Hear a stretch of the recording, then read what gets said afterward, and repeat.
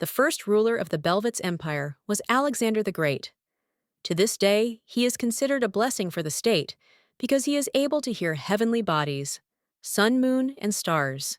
The shining sun that never sets is Sol. A man with red hair and dressed in a light suit appeared. He personifies this star, the great night of the moon protecting the light. Luna, a girl appeared with white hair and dressed in a light purple dress. They are everywhere and watch each of us. The star is Stella. Their mystical abilities and incredible appearance were symbols of the empire that raised the status of the ruling family, but a huge 5-story palace decorated with many columns. On the veranda in the center, a little girl was kneeling, and above her was a man who looked like a priest, asking her to pray more diligently. Before them stood the royal family. The little girl mentally prayed to the majestic star and held her folded hands in a castle in front of her. The priest approached her and asked if she could hear the voice of the star. The child was even more frightened by such tension on the part of others. Malishka anxiously answered the man that not yet. The blond man from the royal family was immediately indignant and shouted that she had failed again, and it was time to give up, and the rest of the family just yawned at such a sight. The blond lord pointed his hand at one of the knights, ordering him to draw his blades. The priest was frightened and begged to wait, but no one heard his plea, and he immediately fell to the ground but could no longer survive. The family turned around and headed for the estate, only saying that it was time to end it. The knight grabbed the girl by the shoulder to drag him with him. Unlike other members of the imperial family, only she does not possess similar power. Malishka found herself sleeping in her room, but sounds from the palace made her wake up. She looked out the door and saw something terrible. Many knights bared their blades, and a red mess began. Everyone shouted that they should all be sent to heaven. One of the knights shouted, "Tyrant Idolante, the devil who shed rivers of blood," in response to the devotion of his subjects. Another warrior shouted, "Everyone grab your swords, the emperor must be here somewhere." The girl was petrified with horror and thought to herself, this is what her father feared. Rebellion. Suddenly she heard her mother's voice. Looking even more, she saw her relatives running away. The little girl was very scared and asked them where they were going. Her mother replied that they needed help. She needs to try to stop everyone so that they are not pursued, and they are already leaving. The girl was very scared. The blond man finally added that at least one day she would be useful. The family left. The little girl shouted after them, but in vain because there was no stopping them. Father closed the door and said that it would be a noble sacrifice. The baby only continued to shout at him. The door closed so easily, as if her relatives had not left the little one to be torn apart. Immediately, knights rushed to the room, saying that this was the last room that they had not checked yet. "Those damned underpants are already gone," one of them shouted. They put a sword to the girl. She begged to be saved, but they took her for a maid and went on to look for the emperor and left the child alone. Many years later, the little one has already grown up and woke up in a currently unknown room. Someone addressed her as Ethel and asked if she was awake, yet to which she confidently replied that she was. A girl who was of royal blood, who was mistaken for a maid, miraculously survived. Her real name is Stella Idolante. The woman was going to leave the room in a good way because someone kept calling her. From now on, she is no longer Stella. Ethel replied that she was on her way, a haven for adventurers. A 4-story building, which from the outside was no different from the others. On the first floor, there were many tables where guests were sitting with food. Ethel descended the stairs, where a little girl in a green dress and red hair was waiting for her, who called the woman her sister. She had a twisted letter in her hands. They hugged sweetly, and both had sincere smiles on their faces. Her little sister was called Daisy. The little girl's eyes were burning with joy and curiosity. She handed the letter to the woman and asked to look at it. It had a picture of the second princess from the imperial family, and it said she was wanted, now special news on Hampshire Street. Ethel was surprised by what she saw. It seems that the parents of the princess really loved their daughter because the emperor and empress are looking for her. Daisy talked about it and continued. This time they even attached her photo, and before they were afraid to show her beauty. Her parents were worried that she would be stolen and hid her in the palace and did not tell anyone about it. Wormwood's terrible memories of Ethel. They hid it because it was very precious. Unfortunately, the harsh reality was quite different. The father shouted at her and ordered that, if anyone asked, the girl was just a decoy to secure the real younger sister. Mom also closed that Stella is just fake and the second princess is hiding somewhere else. Father, mother, even if I'm ugly, I want to be your daughter too. Little Stella thought about it. Enough to think about it. She will not reveal her identity through someone's words. Ethel bent down to pat her sister on the head and said that their Daisy seemed to be very worried about the second princess. Little agreed, because everyone in the empire wants to know as much as possible about her. People from the hall suddenly spoke to them. Of course, everyone in the state is interested, because if they find it, life will change radically, title land and gold. So where do we start our search? Not very sober men with wooden mugs in their hands spoke. Someone said that she might have died a long time ago, to which Daisy strongly and loudly objected. The princess is definitely alive, cried the little girl. The man asked, back then, why didn't she declare herself? Let her return to the palace because she is a princess. The sister objected because everyone is looking for her. Suddenly, Ethel joined in and approached the men, taking the mugs from their hands. She said that their guests were already drunk, and it was time to get over it. They only got angry and said her name. Instead, she offered them free soup, let them sober up before leaving. The men were delighted and called her their Ethel. The sister agreed with her action and showed a gesture by folding her hands into fists and raising her thumb to the top. The nice lady asked Ethel to take the order to the third table. The girl agreed and gave the newspaper to her sister, saying that she had already finished reading it. Ethel headed for that table, but was immediately horrified because there sat none other than an imperial knight. He had brown hair, bright red eyes, and a gray uniform with an empire emblem. The girl was not confused and asked what Mr. would order. Does he suspect that she is the second princess? She thought. He was silent, and she asked him again.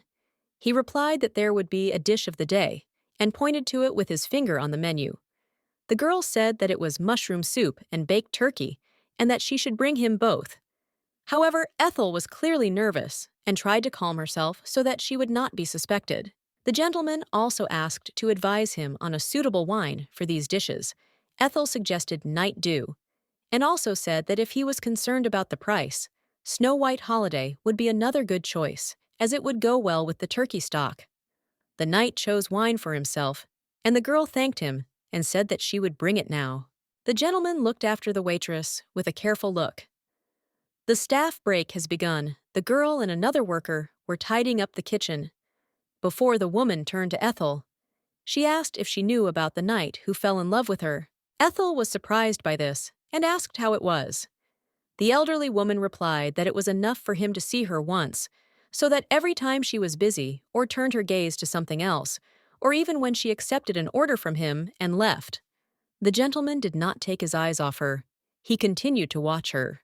The girl asked if there was anything else, besides the looks, to which the woman replied that no, only them, and added that he would definitely come back. Suddenly, an elderly gentleman entered the room with a mountain of dishes in his hands and said that he thought so too, and that he had just left to pick up some things, and they were already there. What?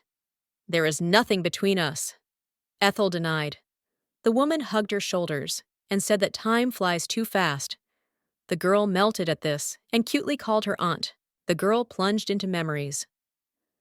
On the same day of the uprising, little Stella was sitting on the pavement with her knees pressed to her until suddenly the same man and woman approached her. She extended her hand. They all ended up at home.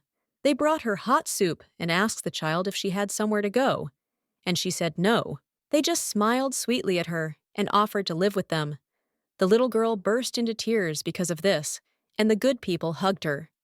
Now she believes that this is her family and a real home that she does not want to lose. That knight was riding in a carriage and talking to another gentleman. He said that he was not sure because they looked alike. Another replied that the resemblance is only in the blonde hair and brown eyes. It's a very common appearance, And there's also a lot of fake information going around these days. The second man addressed him as Your Grace and asked, does he still believe that Princess Stella is alive? After all, almost 10 years have passed. At first, everyone thought that this was another attempt to assassinate the imperial family, but it turned out not to be the case. Even after the uprising, signs of new disasters did not cease to appear. People hoped that the star-blessed princess was still alive. The royal family was furious because all the stars above the palace had disappeared. The people were confused. Is she already dead? No one knew, but most preferred the latter. Otherwise, it was not possible to explain the reason for the loss of vision. Ethel sat in her room and looked out of the window, from which there was a beautiful view of the imperial palace, above which there was a dark cloud without stars, which somewhat resembled a black hole. The girl was worried, as if she had a premonition of something bad. The girl was sitting on her bed and reading a book. Suddenly, from where she didn't know, she heard a strange voice, someone calling her by Stella's name and calling her his child and chosen one. She jumped out of bed and went to the window and looked at the starry sky. They are looking for you. Go and return what is yours. An unknown voice spoke. Ethel was shocked. What belongs to her? Is her place right there? Old memories resounded. The father shouted at little Stella and ordered her to tell him who conspired with the rebels, and also sent her to identify them. The girl denied that she could not do it, and that she also wanted to hear the voice of the stars. The man got even angrier and said that she was a useless fool, and added that she didn't even show her face, and there was absolutely no point in her. A small boy with light blonde hair, dressed in an elegant white suit, looked out from the door. He was very scared and immediately ran away when Stella saw him. The girl was completely alone in this cruel house. She had no choice but to listen to unpleasant statements in her direction. Her parents quarreled. The father accused his wife of how he could have such a ridiculous child. The mother denied her guilt, and he only maliciously asked if it was his child at all. Another girl with blonde hair approached Stella. She definitely did not come with friendly intentions. The blonde accused her that all this was because of her, and called her bad. The father ordered the girl to serve Karen from now on. There is only one way to get such an honorable attitude towards yourself as her sister. You have to listen and understand the stars. But she forgot her name and began to serve her sister, and at the same time ceased to exist in this world.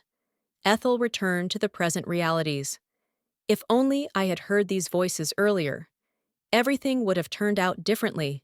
The girl is no longer Stella, but Ethel. She will never go back there because now it is her home.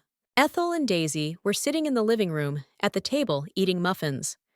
The little one asked if there was a continuation of the story about the princess who was an ugly duckling. The girl confirmed that there is, but she definitely won't be interested in it. However, the sister objected and said that she would be interested. Once upon a time, there lived a father king, a mother queen, a sister, and a brother, along with an ordinary ugly duckling princess. The monster received a lot of hatred from his relatives. And once she met someone special, a brave man who was the best swordsman in the entire kingdom. He was also a sweet creature, and sometimes gave her apples, smiling awkwardly. They became very close, but he stopped coming. Daisy was indignant and asked why. The girl was just about to explain to the younger woman why, but suddenly an elderly woman entered the room and asked Ethel to go down to the first floor. She said this with a sweet smile on her face.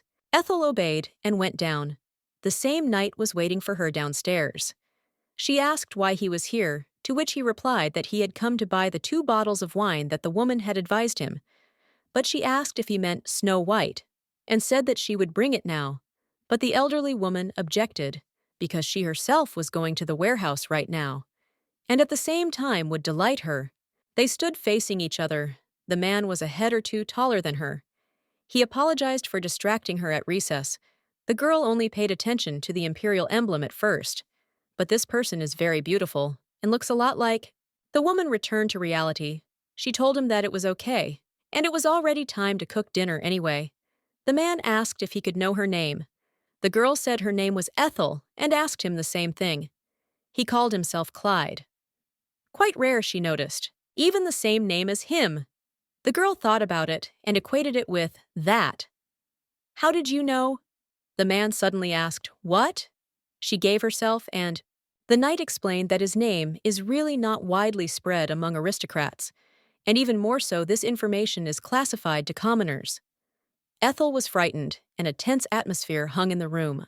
The girl apologized and explained that all her life she had only heard the names of commoners, and that is why it seemed rare.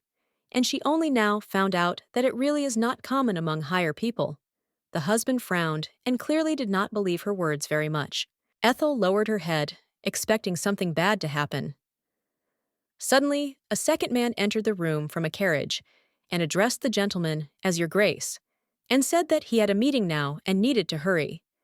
Then he is a duke, thought the girl, and assured herself that Clyde was not the same, for a slave could not be an aristocrat. The knight gave her 2 gold coins. Their hands touched at the moment of handing over the coins. Ethel thought it looked strange, as she was nervous now. But what was more embarrassing was that he gave not 4 gold coins, but 5. And when I told him about it, I received an even more strange answer. Clyde said that was a fine wine tip, and called her by name. Belwit's palace. Clyde walked with the second man, and the maids followed. The man said that the Duke had been late for the meeting for a long time, and he needed at least a smile as an apology. After all, the master used to do a great job, but now some maid from the tavern interrupted him and called him Peter Gilworth. He angrily said that he talks too much. He replied that he would be more careful from now on. Stella's sister asked the men if they had come, yet both bowed and addressed themselves as Her Majesty.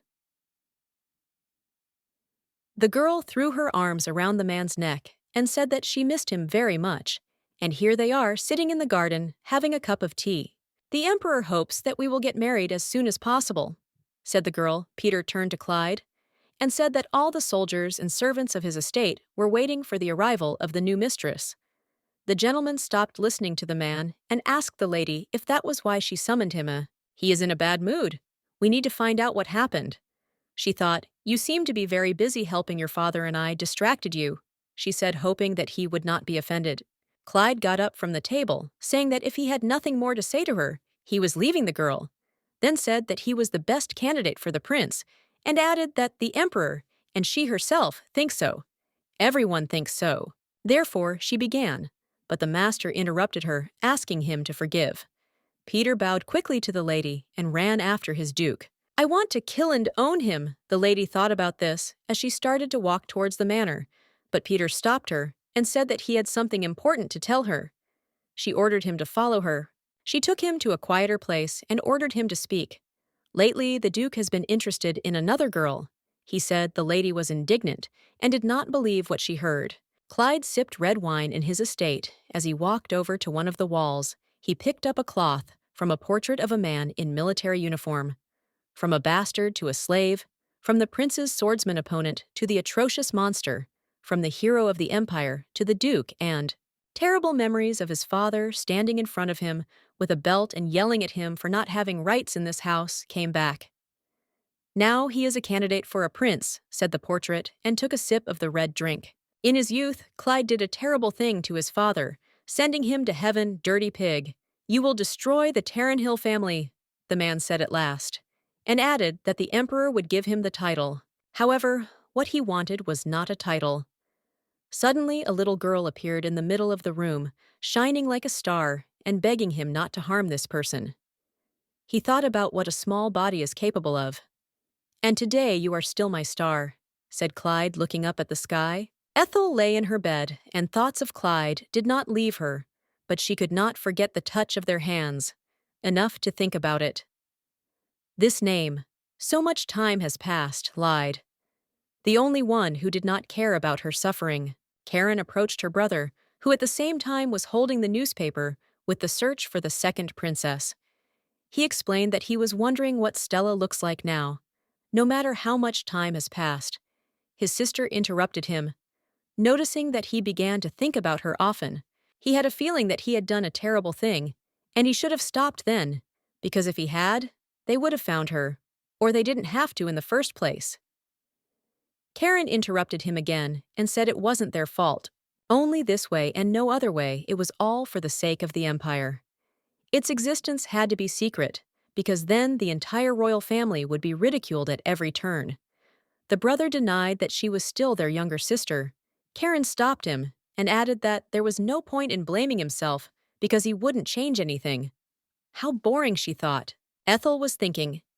In the portrait of the imperial family, there is a personal servant of Her Highness.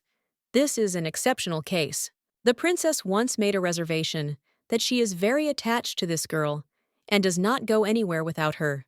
But this is still the only existing image of this little girl. Of course, a maid would never have the honor of being painted twice. It's all true, but it still seems strange. She is like a sparrow caught in the rain, a parasite among flowers. The ladies in front of the picture talked about it, hoping that the new portrait would be finished soon. Ethel came back to reality. Daisy said she wanted to sleep, and she called her here. The little one said that the stars are so beautiful, like small rays of light. "Do you really like stars?" Ethel asked, and added that they were also called tears of heaven. Daisy asked why. The girl explained that they are not as important as the dazzling sun or the shining moon. But if they were not there, travelers would not be able to find their way at night. Daisy fell asleep and remembered Ethel again. The parents quarreled about how they could send their own child to another country if their abilities were found to be so insignificant. But the wife interrupted the husband and denied that she was only 5. And if this happened to their other children, so be it. And what now? Karen thought about Peter's words because there are rumors that Clyde is looking for something every day. The lady told the maids that she was on her way to Viscount Evandor's. There was a crowd of aristocrats in the hall watching the boy playing billiards. He had blonde hair, was wearing a white shirt and a red jacket. People were happy for him. And why are they like that? It's embarrassing. Karen addressed him as Jason. "Long time no see," she said. They moved to a solitary room. Jason lit a cigar and asked if it was all true. He is the richest man in the empire, the unrequited love of all the ladies, a born genius. A self-proclaimed best guy who is great at eloquence, but is a philanderer and a liar. His kindness and sincere smiles are fake. This is the Jason Evanders that Karen knows. The girl told him about a commoner who works in a tavern and is very similar to Stella. The gentleman asked how she learned about it. After all, the portrait published in the newspaper does not have to correspond 100% to the original. Karen denied his words because she had been told so, and she was sure of it. "And who told you?" he asked. Karen replied that it was none other than her future husband. The lady picked up a glass with a drink from the table and sipped it. Jason was surprised by the words he heard and asked if she would still be there. The girl looked at the bottle and noticed that it must be an expensive pleasure, Pan confirmed, because the first beauty of the empire came to him, and that is why it should be nice to receive it. No sincerity, Karen observed. In addition, he wants to hear the story of that similar person and what she was going to do about it. Understudy. She was tired of watching her family search for someone who was already dead. If the Duke could find someone so similar to a fictional portrait, then why not take advantage of it? What if she's still alive? Jason objected. If the fake can become the real Stella, then the search will stop identity theft. Jason asked that she wanted his help with this. Karen confirmed this because there is no other way, all for the sake of her beloved family. The lady asked him to win the girl's trust as soon as she will live in the palace. The gentleman asked what she meant. Karen explained that he was good at it and let him make her an obedient puppet.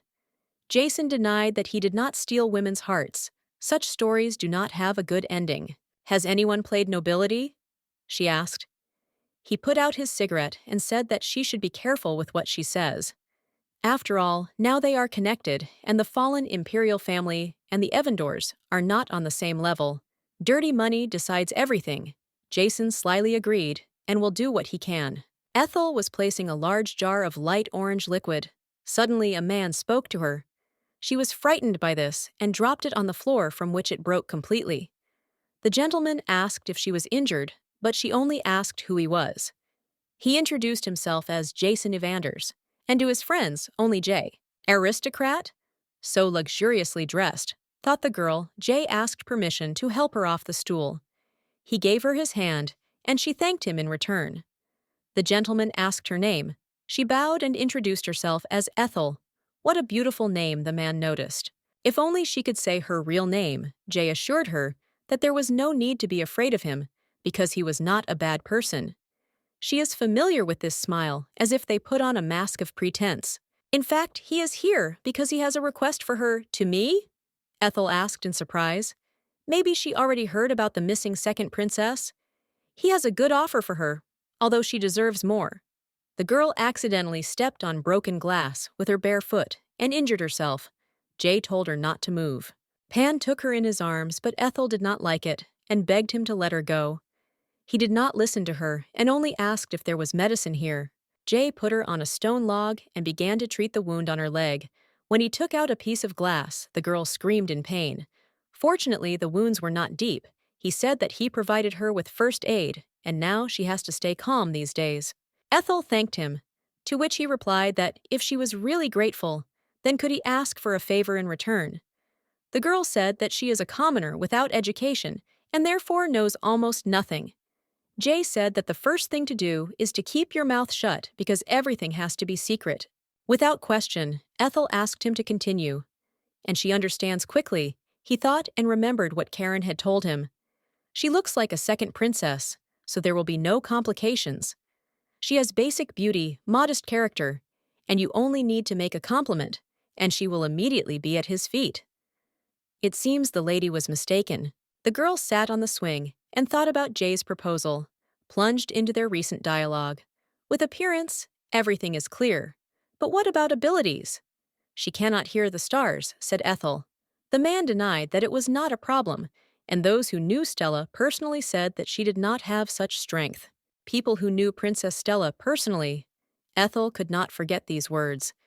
She has no doubt that these are her sister Karen's words. Suddenly, Daisy called her, thereby returning to reality, and asked how the story about the ducklings ended, because she told her every day before going to bed and never heard the end. Ah, the end, said Ethel, and began to draw ducklings in the sand. Later memories of the palace began to be forgotten, and when the princess decided to look at her reflection in the mirror, she was very surprised. Why did Daisy ask?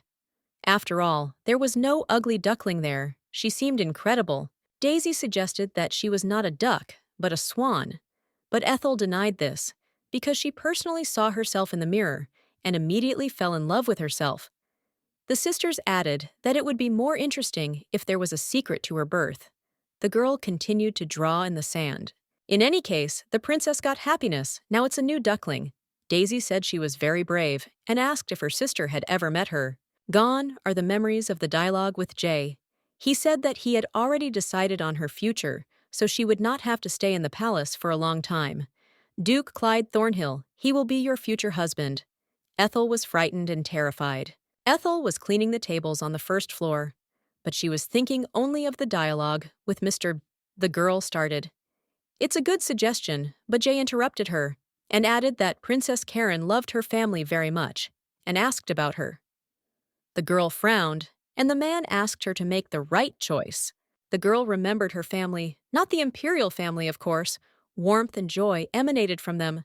Will she be able to leave them? Suddenly, Karen and her servants entered the tavern.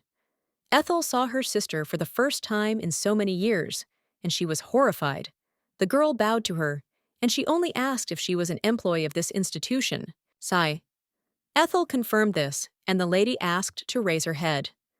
She introduced herself as the first princess of the state, Karen Idolante. The girl wondered if her sister really wanted to find out who was in front of her now. They shook hands.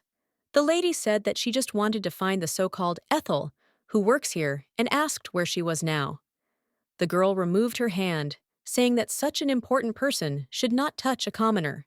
This is not a lie. Her sister did not recognize her. However, our state rests on the shoulders of the common people. As a princess, she must pay attention to her people. The knights behind the lady were talking about how kind their mistress was. A beautiful smile, a warm voice.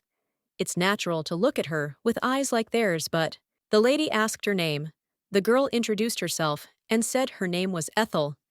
The princess was very surprised at this and said that she was very beautiful, and Stella herself thought that her sister had not changed. Karen asked if there was a living room. Ethel denied this, but offered to go into her room, as it was quiet enough to talk. She was a little ragged, but that hardly bothered her. They ended up in her room. The lady took out a small piece of cloth and spread it on the bed and sat on it. Karen said that the girl must already know why she is here. The princess took her hand and began to cry and persuade her, because this is the last hope. After the disappearance of her sister, the whole family was left alone. Words cannot convey how they suffer.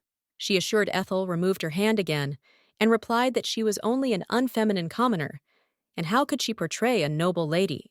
Karen assured that it would be enough to pretend that she did not remember anything about her childhood.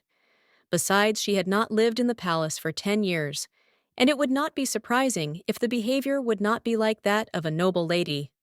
Ethel bowed and said she was sorry. The second princess might still be alive, so it's wrong to do that. Karen put her hand on her cheek and said that she didn't know if her sister was still alive. But because of this child, the family couldn't let go of the past. And even those whom she loves, the lady asked everyone to forget about Stella.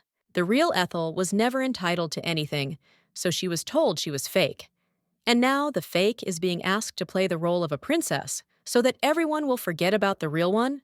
Was Stella even human to anyone? Ethel asked if she loved her sister. Karen said yes, and that it was true. The girl added that a lady can say such things so easily.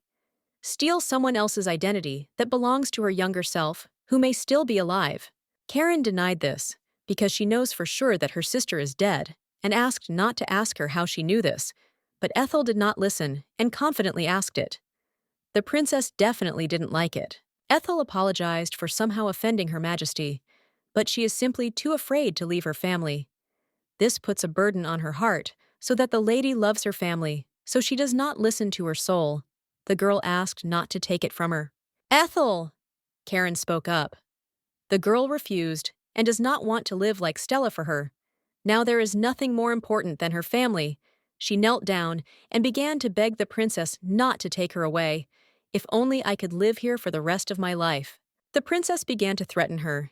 Can you build a fruit stand in the back? Is it a seafood store or fertilizers? Not a bad idea either, but she ordered her to choose. Ethel was really scared to the point of goosebumps on her body. Ethel asked what she was talking about. Karen explained that this inn was going to be demolished. Isn't it clear? And who knows when her family will suddenly disappear? Together, the girl felt all the pain of hopelessness. The princess assumed that she might be evil now, but she had no choice but to become Stella. Karen gave her a week to think and make a decision. Choice! She asked about Ethel because she doesn't have him. Do you offer something similar, but you yourself hold a knife to the throat of the weaker one? She snapped. The lady was immediately enraged by this. Ethel added that she was holding her family hostage and generously offered a choice. I think you said that everyone in the palace is missing the missing princess, right? Said the girl. Ethel was already bursting with emotion and continued to cross herself in front of her, almost with a scream. If all this is true, then is this exactly what should be done for the sake of someone who is grieving? Karen was annoyed and said that if she really cared about her precious sister, like that, she would be in tears thanking her from heaven. She also added that Ethel was behaving as if she had already become the second princess. The girl was indignant at these words and said that, as the princess had said before, if she did this, she would be very useful to Her Majesty. Therefore, I can become Stella Ethel, said confidently. Karen's anger knew no bounds. Are you going to be rude to someone? She spoke maliciously and added that her plebeian family is so worthless that she cannot distinguish between good and bad. The girl waved it off, saying that the princess is noble and believes that she will understand these commoners. How dare she think she can get away with it? By the way, the princess I remember was a generous, respectful, and very modest month of the empire, and you are completely different. Ethel spoke and was pleased with herself and was not going to stop. You don't want the security at the door to find out, do you?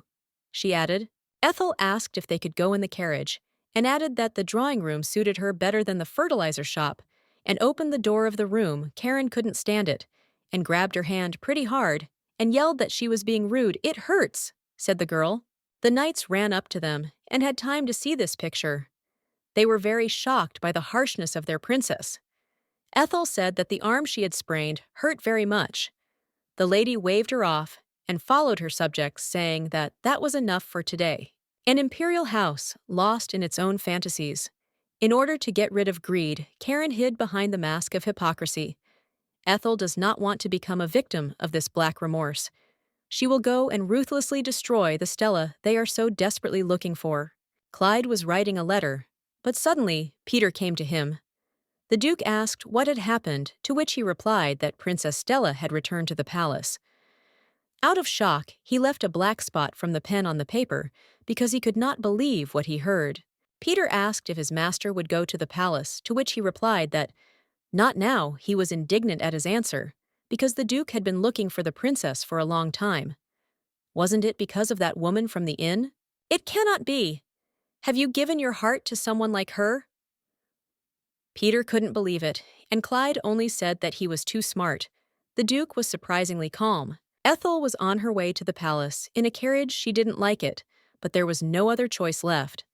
She was already standing in the throne room in front of her relatives. Her parents had aged enough in that time. Father asked what she was going to tell them.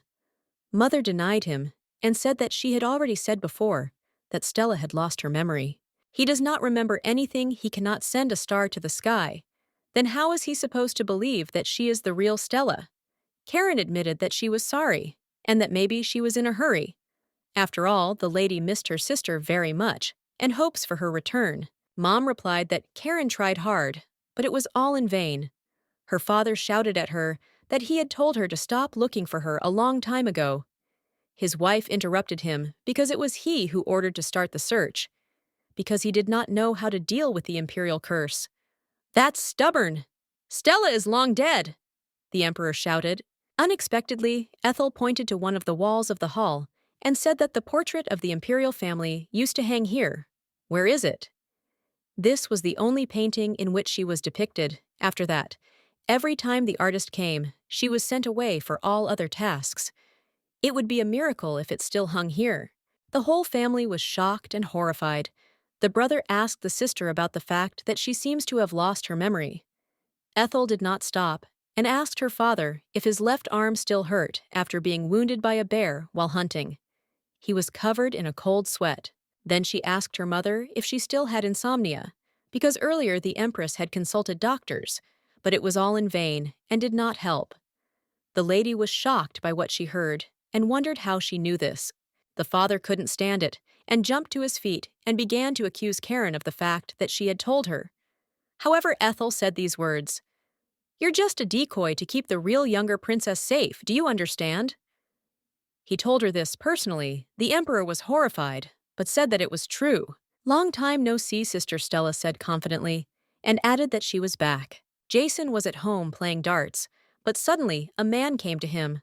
The gentleman asked if she had returned yet, to which he replied that she had, and the atmosphere was quite festive. The people want to see how Stella will return the stars to the sky, and that is why everyone gathers in the capital. Jay turned to the assistant with a bet and held the dart to his face and said that he would bet on the diamond mines of the Sutherland lands that this girl would not be able to do anything. The man decided to remain silent because his bets are always winning. "How boring," said Mr. The assistant said that he refused to play with him, but the casino players would definitely show interest because who would refuse the diamond mines of the Sutherland lands? And he wished good luck to the young master, and he, with hot eyes, put his hand on his shoulder and left. Jay thought that if she was able to fool the imperial family, she definitely couldn't fool the heavens. He approached the big door and asked himself how much money he would win today. Stella was dressed in an exquisite dark green dress with gold inserts.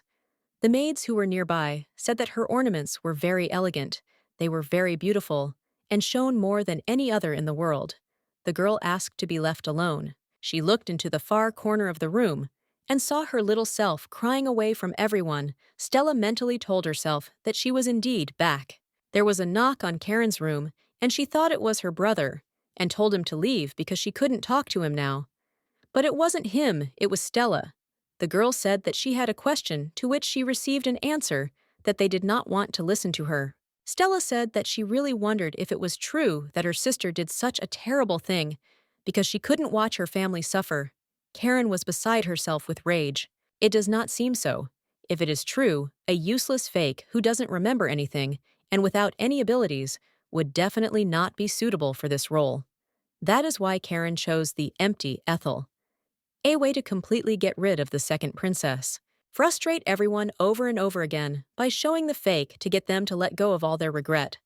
Stella remarked that it was fortunate that she had managed to fool everyone because of the ineptitude of the replacement, who is a commoner to the bone. The honor of the real princess would be trampled in the mud. However, for Karen, it is still a consolation that she managed to fool everyone. The lady got angry and shouted that she was insolent. Stella did not like it and asked if she should go and tell her how her sister threatened her because she can repeat everything verbatim. Karen said that the only person she threatened was that commoner who is worthless, and even her death will not be worth anything. Stella asked that if they asked why she did that to her sister, she would say, "Ah, I didn't know she was a commoner." In her opinion, this is how ordinary people should be treated? "How can it be? You are so confused, and I haven't even started yet," said Stella. Karen snapped, saying that she had grown up a lot, and added that no matter what she said, they wouldn't believe her. Who will listen to a girl who was humiliated in the palace and spent her entire childhood as a commoner? Are her people here? The lady said that everyone here hates her. Stella agreed with this and added that there are no people of hers here, but many people know her sister.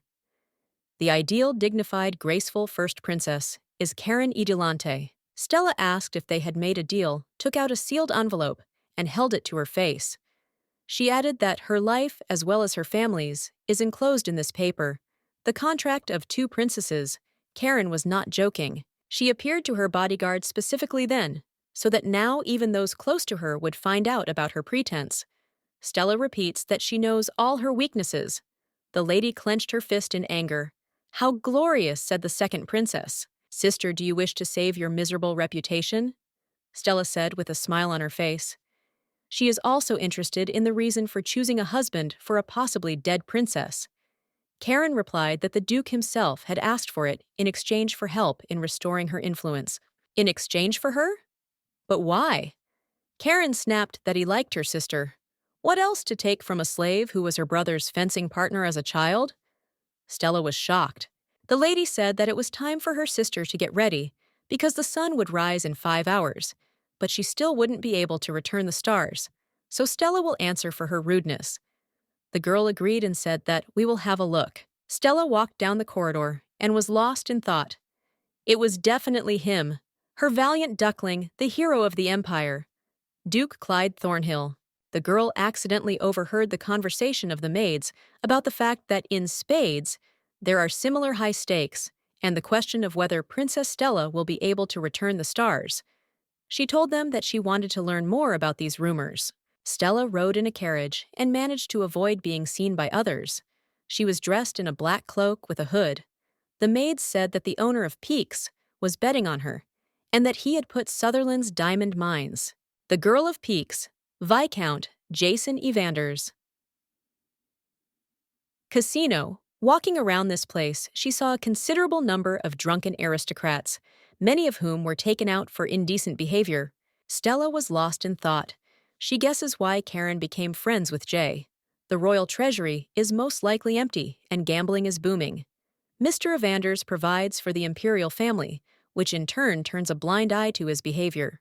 An assistant came up to her and indicated that the bets were being made in that tent, and pointed to it with a finger. Stella ignored him and went away. When she went there, she saw a man in a luxurious suit with a mustache. The gentleman asked what she would bet on. Stella asked what the current odds were. The man said that bets on the fact that the stars will not rise prevail. How many? Movila and the man told her to bet 1 billion, and she could win the diamond mines of Evanders. Stella took a quill and a black ticket and bet that amount on return. The gentleman asked her to think again, because this is a lot of money. People behind the lady's back discussed what she had bet on and said that it was money for the wind. Stella changed her mind and said it must be a gamble, and wrote 10 billion gold on the tickets. Posh was shocked and repeated the amount once more, and added that it was a check from Evandor's bank. The girl said that she had heard that this was the best casino in the entire empire, but judging by his attitude to the guest of honor, the lord apologized to the lady and bowed before her, and gave her the golden scroll, and told her that it was a magical instrument with her bet, and advised her to guard it carefully. Clyde was practicing swordsmanship with himself, and scenes were playing out in his head. He brought the emperor a crown that was all covered in red spots. He eagerly accepted this gift and said that, thanks to the sacrifices of valiant knights, the royal family would recover after the rebellion. The emperor said that the knight could ask for anything he wanted, but the knight only wanted one thing. He asked to give him Princess Stella, the star of the empire. But what was he afraid of? Clyde remembered how he met Ethel tonight. Stella returned to the palace and met the empress, but she noticed that the princess came late and hugged her, and also said that she so unexpectedly asked for a blank check and ran away. And there were thoughts that her daughter would not return. Mom was afraid that she had disappeared again. That's how it is. Mother remembered her as disappeared. The maid standing nearby said that it was a very touching scene. Stella whispered in her ear that she was back. "I'm back," was the most paradoxical thing she ever said. Mother asked her to look at her and said that she should go because everyone is waiting for her. Interesting, if she could not return the stars, what kind of face would her beloved mother have? The whole family gathered near one big window. The girl opened it, and from the street all the people started shouting, "Princess!" The brothers said that Stella could do anything. The lady does not want to live up to their expectations. "Stella, our child," said the stars. The girl raised her hands to the sky and said that she was the child of the stars, and Stella Idolante. The people were inspired. Despite the fact that she is back, the lady will not be who they want to see. Stella will use her status to protect the people on Ethel's behalf. In front of the girl's hands, a dark purple layer formed around which were golden rays. Karen couldn't believe it. Pointing his hands to the sky, one straight golden ray was formed. They returned. "The stars have come down again. She is a real princess. Return to protect the empire. Glory to Idolante." The voice of the people rang out. Stella cried. And it really happened. Clyde stood with the crowd and looked at the princess, who was standing in tears, and wondered if it was Ethel. He was shocked. Stella sat at the same table with Mr. Viscount. "I swear by my diamond mines," she said, and continued, "Isn't that what they say as a sign of respect? It is a pity that he will not be able to say these words again." She poured herself some tea. Jason Evanders. The richest man is an entrepreneur, not that of the empire, but of the entire continent, and half of his income comes from diamond mines. Jay carefully read the piece of paper. Stella said that if it is finished, then we will sign it. She will gratefully accept the diamond mines. The man dismissed it as a fraud, and it was not fair to bet on himself, and still needs dividends. The girl replied that she did not expect to hear this from a person who agreed to make a bet, knowing that it was all fake. They made her a scapegoat without her consent. She doesn't like that. If he does not give everything honestly, then she will decide it at the imperial level. Jay said the place has stayed afloat for so long because of Karen's support, but not her. Most of all, people want to get a casino that cheats even the princess herself, right? The girl asked. Jay addressed her as Her Majesty, but she interrupted him and asked if he understood what she was talking about. She patted the piece of paper and said he owed her money. The girl thought that it was Karen's dog. He was always the one she didn't want to deal with the most. But this was a good opportunity to get even with the Evandors. Stella has to use it. She needs power. The princess offered a compromise. He can only pay her the value of the mines and keep them for himself. However, she will be at a loss because it is like taking one golden egg from the hen that lays them and leaving her. "What do you want?" he asked. Stella replied that she wanted the full value of the mines and 40% of the income monthly. Jay said that 40 is too much. Then she should take the mines entirely? 10:30. Jay said, why argue with each other, and why not find a compromise? 20% and let him spend one of his time. Stella agreed. She invests her dividends in a casino. He will invest half in the business and give half to people who have lost money. "What do you think about starting a foundation in her name?" Jay asked, to which the girl replied that it was not bad. The girl said that Mr. is an entrepreneur, And of course, it is better to use this money than to give it to her, diamond bills or revenues. It's as easy for him as breathing. And since their ancestors' grandfather and father Sutherland belongs to the Evandors, she doesn't think they will ever be destroyed, even as a symbol of a bygone era. Jay said she was right, and he was infatuated with her. Therefore, Stella hopes that the master will properly manage the mines to replenish her pocket. Evanders agreed. Jason brought the letter to the lady and asked her to sign the contract, and she would gain strength. Stella took it and said she would do one last thing. She wrote at the bottom that all negotiations were with her consent, which means that the princess gave in. Stella asked him to be grateful for her concession at their next meeting and dropped the letter on his desk. Jason was shocked and disappointed at the same time as the contract fell in front of his face. The princess told him in all confidence that she hoped he would pay his respects as one who played the victor. After that, she left him. The father remembered how the subjects shouted the surname Idolante. He grabbed his forearms and said that it felt like rebirth. This is the restoration of the empire itself. Stella, that ugly duckling, has truly been reborn as a second princess. If he had discovered her abilities a little earlier, then 10 years ago, he would have been supported by the people and would have been able to overthrow the aristocrats. And then he wouldn't be in debt to Clyde for saving his status and crown. Suddenly, someone approached him. He turned and thought it was Stella and shouted her name, but it was not her, but Karen. The lady said she heard her father was looking for her. The gentleman confirmed this and asked her to sit down. They sat at the table and drank tea. Father started to say why he called her, but Karen cut him off and said she knew the reason because of Stella. The lady explained that she was a fool because there was no need to find her so early, but who knew that she was right under his nose? The princess added that if he wanted to thank her, he shouldn't, because that's what a loving sister and daughter should do. The father denied that he wanted to ask where she found it. What? Karen asked. The emperor explained that he owed gold status and lands to those who raised her, as he had promised. Karen bowed and said she found her on the street. Outside? He asked. Karen waved it off, saying that there was no need to dwell on it, because Stella had returned to them, and that was the main thing she said, holding her father's hand. Her father waved her hand away and said that he understood. Her Karen was furious and said it was a disgusting feeling. Is she the same as me now? This abomination, thought the princess. No, not yet, because she has Jason Evanders. It is only necessary to say, and he will deal with everything. Jason bowed and greeted the second princess. He thanked her for giving her precious time and sincerely apologizes for those actions. He asked if the lady would forgive him. Evanders noticed a mug of tea, and an idea struck him. He said that the tea was of a higher grade, and she would like to try it, but she refused. The gentleman got up, apologized, and took a sip of the drink, saying that there was no poison here. The gentleman said that now she is his special client, and he is also an entrepreneur, and not so stupid as to harm the owner of the stars, the favorite of the imperial family, and the people. Stella said to always be careful.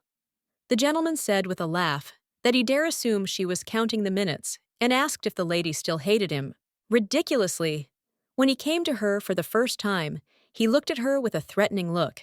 Jay assured her that he didn't mean to anger her. For him, adopting a friendly image is the same as turning the mask upside down. How much was your contract with Karen? She asked. Jay was surprised and asked what she was talking about. Only a day has passed, and he has already become a completely different person. That is why she is interested in knowing the price of their agreement. She should be careful with whom it is so easy to unmask. Also, the lady heard that the master keeps a large army of mercenaries in the empire. Jason confirmed this. Protection is important. Jay asked if it was all because of her temporary family, and added if the real family knew about it. He said that she should protect those relatives. The master asked the maid to bring new tea, and she brought it and left after bowing. It is worth saying something provocative to her, and everything will be revealed immediately. He knows that the family is her weakness and is going to manipulate it. Jay protested how that was possible.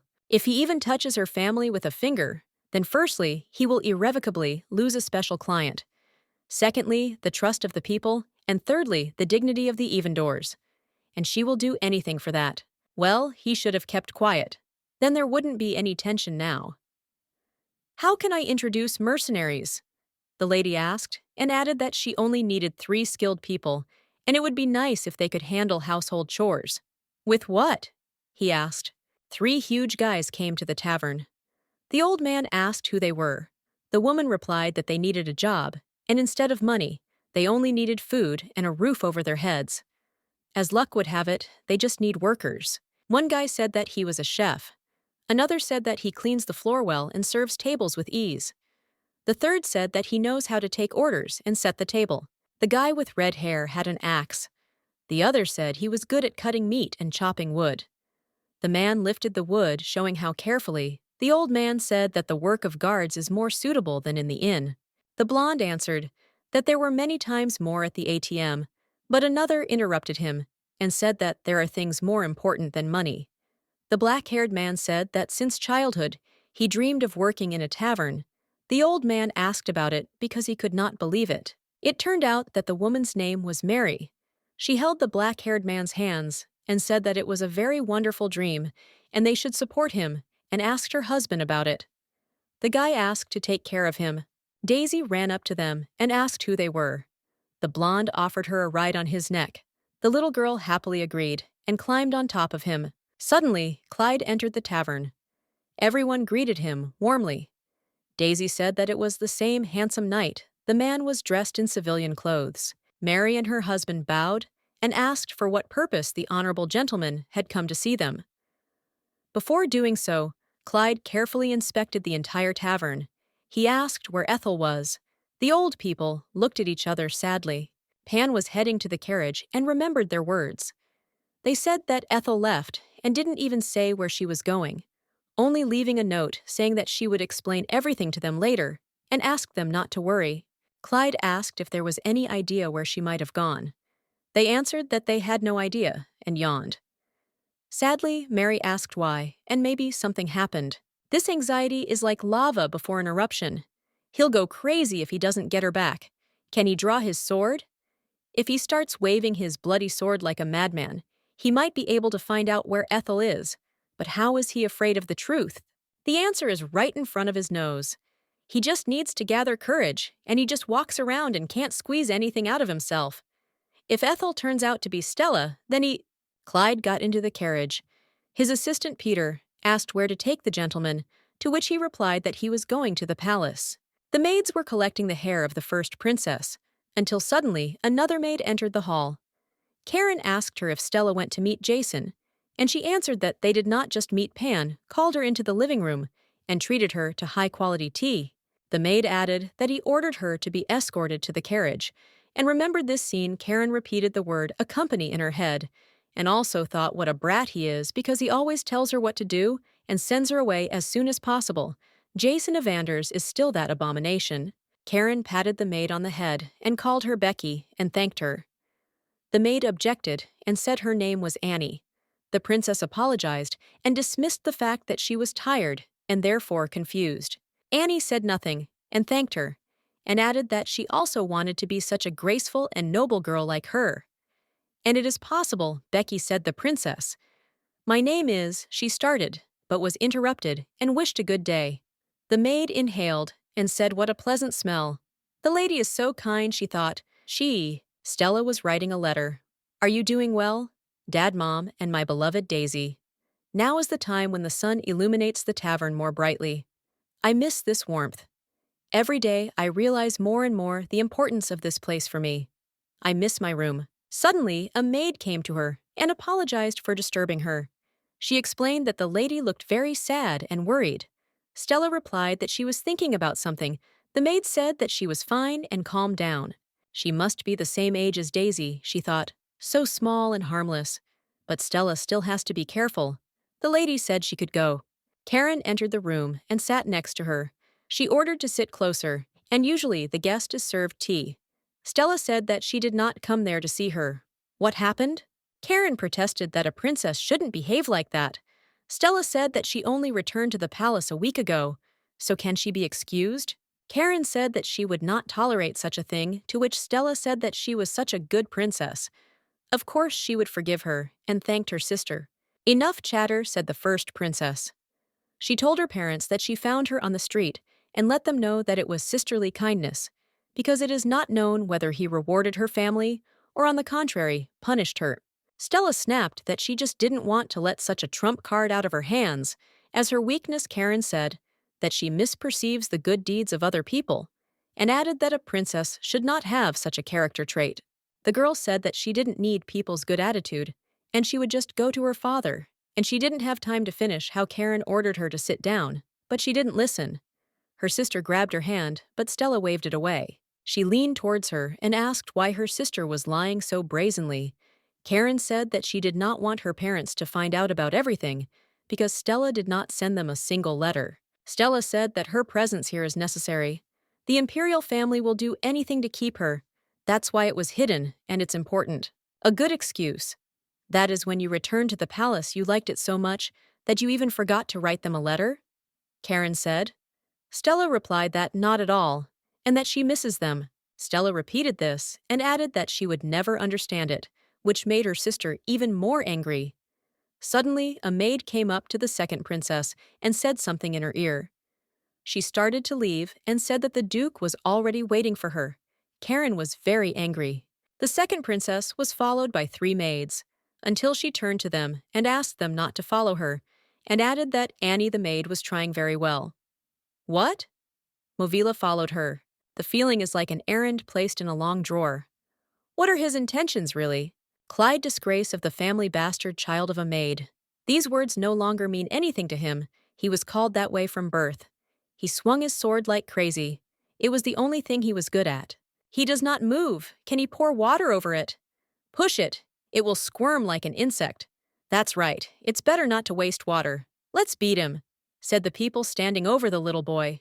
Clyde was considered a slave. He lived like the last, with nothing but, after he was sold for a high price to the royal court, the man told the prince that no one of his age possessed a sword like him. The guy is just a genius when it comes to fencing. Clyde was lucky to be tutoring the youngest of the royal family. The prince and princesses sat at the dinner table with Clyde. He stuffed his mouth with everything he saw. God, he eats like an animal. You can't cheat, blood brother. How is his Clyde? Sounds pathetic, Karen said. The name is like a mongrel. He was not offended. If there is a person whom everyone loves for no reason, then as a rule, there must be someone who is simply hated. Gradually, it crossed all limits. The prince was standing in the middle of the hall with a wound on his forearm.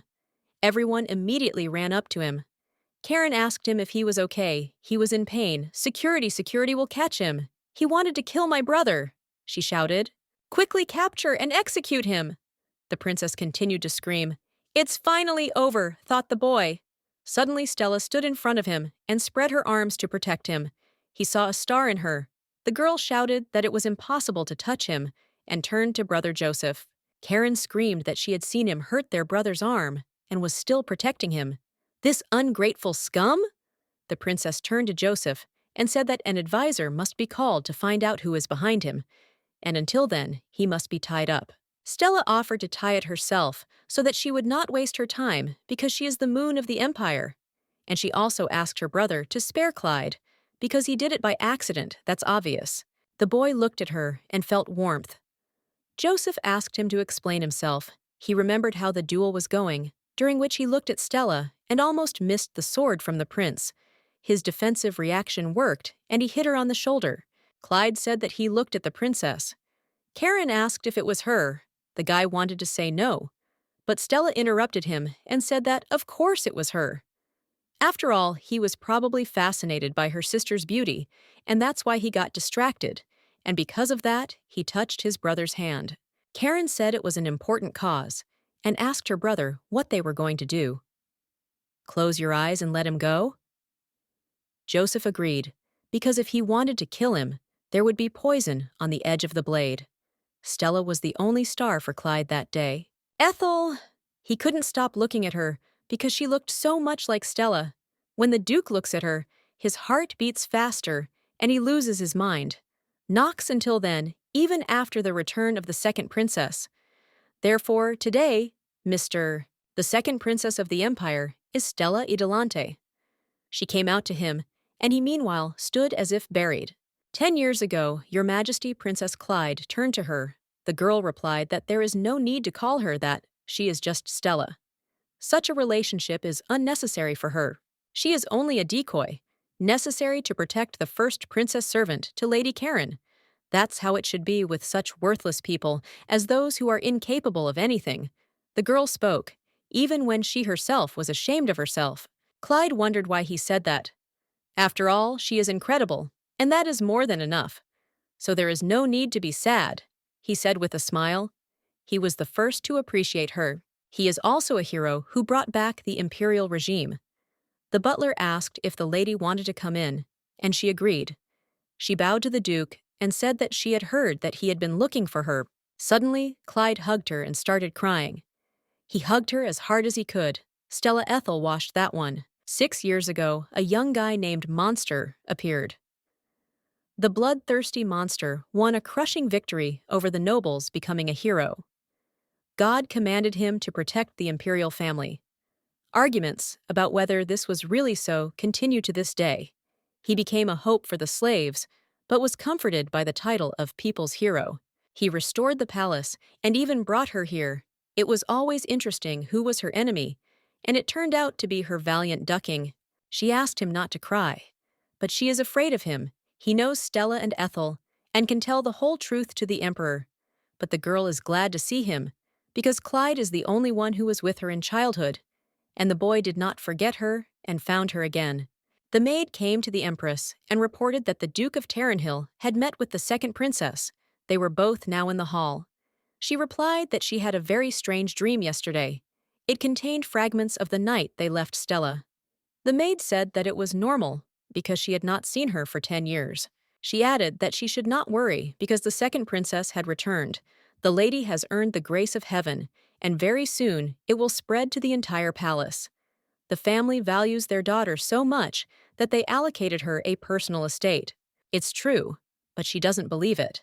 Her thoughts were disturbed by the words that she had specifically thrown her useless in the hope that she would die immediately. If he cannot get rid of her, he will force someone else to do it. Frankly, there was never any estate to protect her. If this truth comes out, everyone will hate it. What mother would abandon her child to save herself? Is she even human? She will be cursed for the rest of her life. No, no, I can't stand it. She spoke anxiously. The maid was worried and said that after a long time, the lady met her daughter. Maybe because of this, she is now in emotional tension. All the workers know that they kept her in a safe place to protect her. Indeed, everyone thinks so, now said the Empress, and added that she would protect Stella and give her all her motherly love, and offered to go to the living room. She should protect her from this monster. Clyde asked her if she still played the piano. Stella replied that it was a common instrument, even in a house from a non-noble family. That's how he answered. He keeps looking at her like that. Now he's going to burn a hole. The girl thought that when they met again, they would have many topics to talk about. Clyde added that his estate also had a piano, and the girl asked if he played too. The gentleman said that he has no flair for it. It belongs to a dear person. To whom? Stella asked. He remained silent. The girl wondered who it belonged to, and asked about the fact that she had heard that he wanted to marry her. He did not expect this, and choked on his tea. Stella asked if he was okay, and the gentleman apologized in response, and was embarrassed. Pan stood up and said that he had already received the blessing of her parents, but had not yet received her response. He knelt in front of her and took out the box with the ring, and said that he had always waited for this day. Will you accept this engagement ring, allowing it to become your personal knight? Clyde spoke.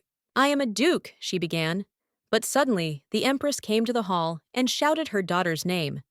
Clyde sadly put the wedding ring in his pocket. Mom said that 10 years had already passed, and they had been away from each other for so long, and now he wanted to take her back. What is the poor mother to do then? Now she wants to be a diligent mother? The girl thought. The Empress asked the gentleman to think, because surely the princess will not miss her family. She should stay with her parents if he takes her away. Interrupted her daughter. Stella denied that she wanted to go with him herself. Mom shouted her name. The girl thought that this would be the worst option, but she would never be Ethel again, even if the Duke separated her from her family. He is still much better than those who abandoned a personal child. The lady asked if she really did not understand. She came here because she was tired of constant surveillance. They said that she had disappeared, but that was not the case. Her mother abandoned her daughter. The empress began to apologize to her and said that she was sorry. The lady held her hands. Stella thought they were so warm and rough. She was scared. "Don't apologize," said the girl. "A child?" said the woman. "The princess is afraid that he might forgive her. It's too late, she doesn't need her apology. So if she's really sorry, then let her go. Because having abandoned her the first time, she should have been ready to bear the punishment for her sins." She turned to the master and took his hand, and asked to go with her to another place before they returned to the previous conversation. She led him to her room and said they would continue there. But other voices came from her. "But how dare you lie to me?" The emperor spoke. The maid said that the princess looked sad as she wrote the letter and asked to be spared. Suddenly, they entered the room. "Stella?" Father said. "This is mine," said the girl and asked to return it. He returned. The lady said that she knew that she was being watched and would have to sit quietly in her room. She will be useful as long as she is in the palace. So starting with this letter, don't pay attention to her. "This is impossible," he said, "because soon she has to appear before the people as a princess who wants to give her the title of count." "Where did she come from? What pain did you feel?" he asked Stella. Said he must want to hear how low she fell. But she was able to return the stars, and it seemed even more suspicious to him, because the second princess never had such abilities. But she was always useless. He took her by the shoulders and called her by name. "Father!" She turned to him. "Is she real or not? Why is he so interested? Is it really that important? You are the second princess of the Belwitz Empire. Stella Idolante, and I am your father. How can I hurt you? By my power you will be given a tiara." And his girlfriend interrupted him. She asked who gave him that power, and asked him to leave her alone and let that maid go. "Do you hate me that much?" he asked, and added that she hated him so much that she agreed to marry the duke whom she had seen several times. Is her hatred of her family so great that she is willing to leave with a stranger? The girl thought that he was still asking if he hated them, and said that she did not know what answer he was waiting for, and asked him to leave. The emperor asked the master to bring her to him. He took her in his arms. How can she forget that he is on his side? Clyde asked her not to cry, and her father told her to sit on the sofa, because they had a lot to discuss, but he carried her in the opposite direction. The emperor shouted, asking where he was going. His assistant Peter ran after him, and told the gentleman that fame is hard to gain and easy to lose. You should think things over carefully, because they are not yet married. The princess still belongs to the emperor, and if he takes her away, "Do you belong?" he asked again, and said that she is not someone's personality. Peter asked him to be patient. Clyde said spitefully that he was patient because his assistant was still alive. "You abandoned me." She was useless. These words echoed in his head. He was such a fool. How can he arrange a peaceful life for her? Clyde looked at him maliciously and said that he had forgiven him so much. That's what he told the princess about Ethel. Peter explained that he did it for the sake of the Thornhill family. The man said that he would not see him again, and added that he had already found what he was looking for, and he no longer needed it. Peter said that he cannot be fired, because the emperor himself hired him to serve his master.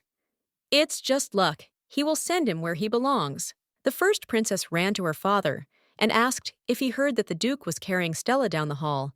And before she married him, how dare she, he interrupted her, and said that Karen said that she found her on the street. Where exactly did she find it? She replied that she did not know the name, "Don't know." He asked and sent her away, because he did not want to see her. Neither the sun nor the moon could stop the rebellion and restore him to imperial glory. The only thing that could help was a star, Stella. "We have to get this baby. Anyway," Father said. The duke and the girl approached the carriage, where their mother was waiting for them with the knights, and said that she could not let her go like that. This is a request not as an empress, but as a mother. 10 years have passed, and they have been very sad all this time. And now she has to get everything as a princess should. The empress turned to her with a request to listen. She is a bad mother, but let her hear before she leaves. Is it a threat or a plea?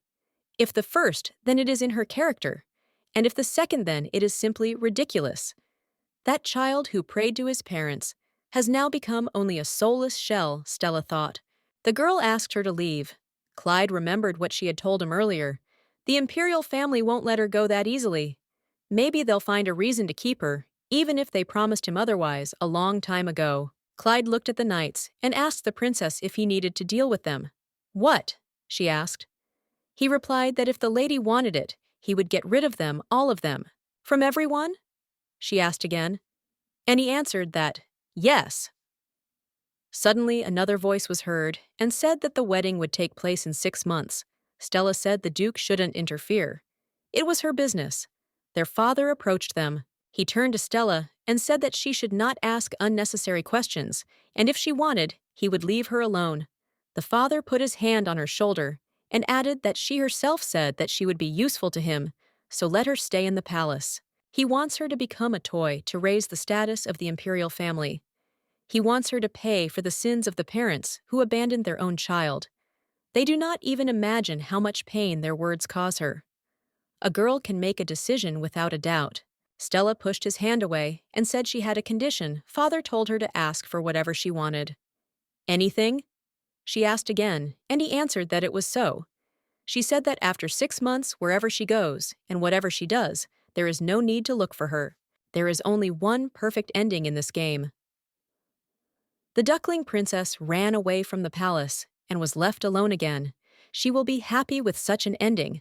Stella told them to forget about her. She would not ask for anything more. The Duke and the princess were sitting at the table and drinking tea. Clyde asked if she would return to the tavern in 6 months, and she said no, because it was impossible. The emperor cannot be trusted, so it is not worth staying in the place where she spent her happy days to preserve those memories, so that the people dear to her continue to live happily. Sometimes the brightest colors in our life are the simplest. Even her abilities for the imperial family. Stella added that Mr. said that she did not belong to anyone, and that he did not need her parents' consent. He confirmed this. The lady asked if he couldn't stay away from her. Then Clyde fell into despair and asked to see her at least once a week, begging her to give him at least this opportunity. As long as she considers him useful, let her be near him. Stella wanted to ask him. He had been by her side throughout her childhood, so how could he fight for the imperial family then? Why did he start serving them? The problem is her disturbed feelings. Jason asked Karen why she was so angry, and she said that being called useless was the first time she'd been told that Mr. Sade. And how is she now? The princess said that she did not come here to consult a psychologist. Jay said Stella had heard it all her life. Karen said he seemed to be on her sister's side. Jay replied that he was only on the side of a special client. The princess got angry and asked for it. The gentleman asked if she had heard anything about Stella Idilante's foundation and put a piece of paper on her table. This information also reached the emperor. He was indignant and asked the assistant whether she had given the money. The man confirmed and said that, after the foundation of the foundation, Stella gave money to those who lost in the casino. But where did she get so much? Did she really spend funds from the state treasury on these commoners? Did you bribe them? And that cheap act gave her that confidence? Said Mr. The gentleman asked who else knew about it. He replied that not much, but rumors are spreading. Is this confidential information? Father asked Peter. He confirmed it. Karen thanked Peter for his trust. He said that the rumors were already widespread among the nobles, and thanked Her Majesty for her wisdom, which led him to the course of action.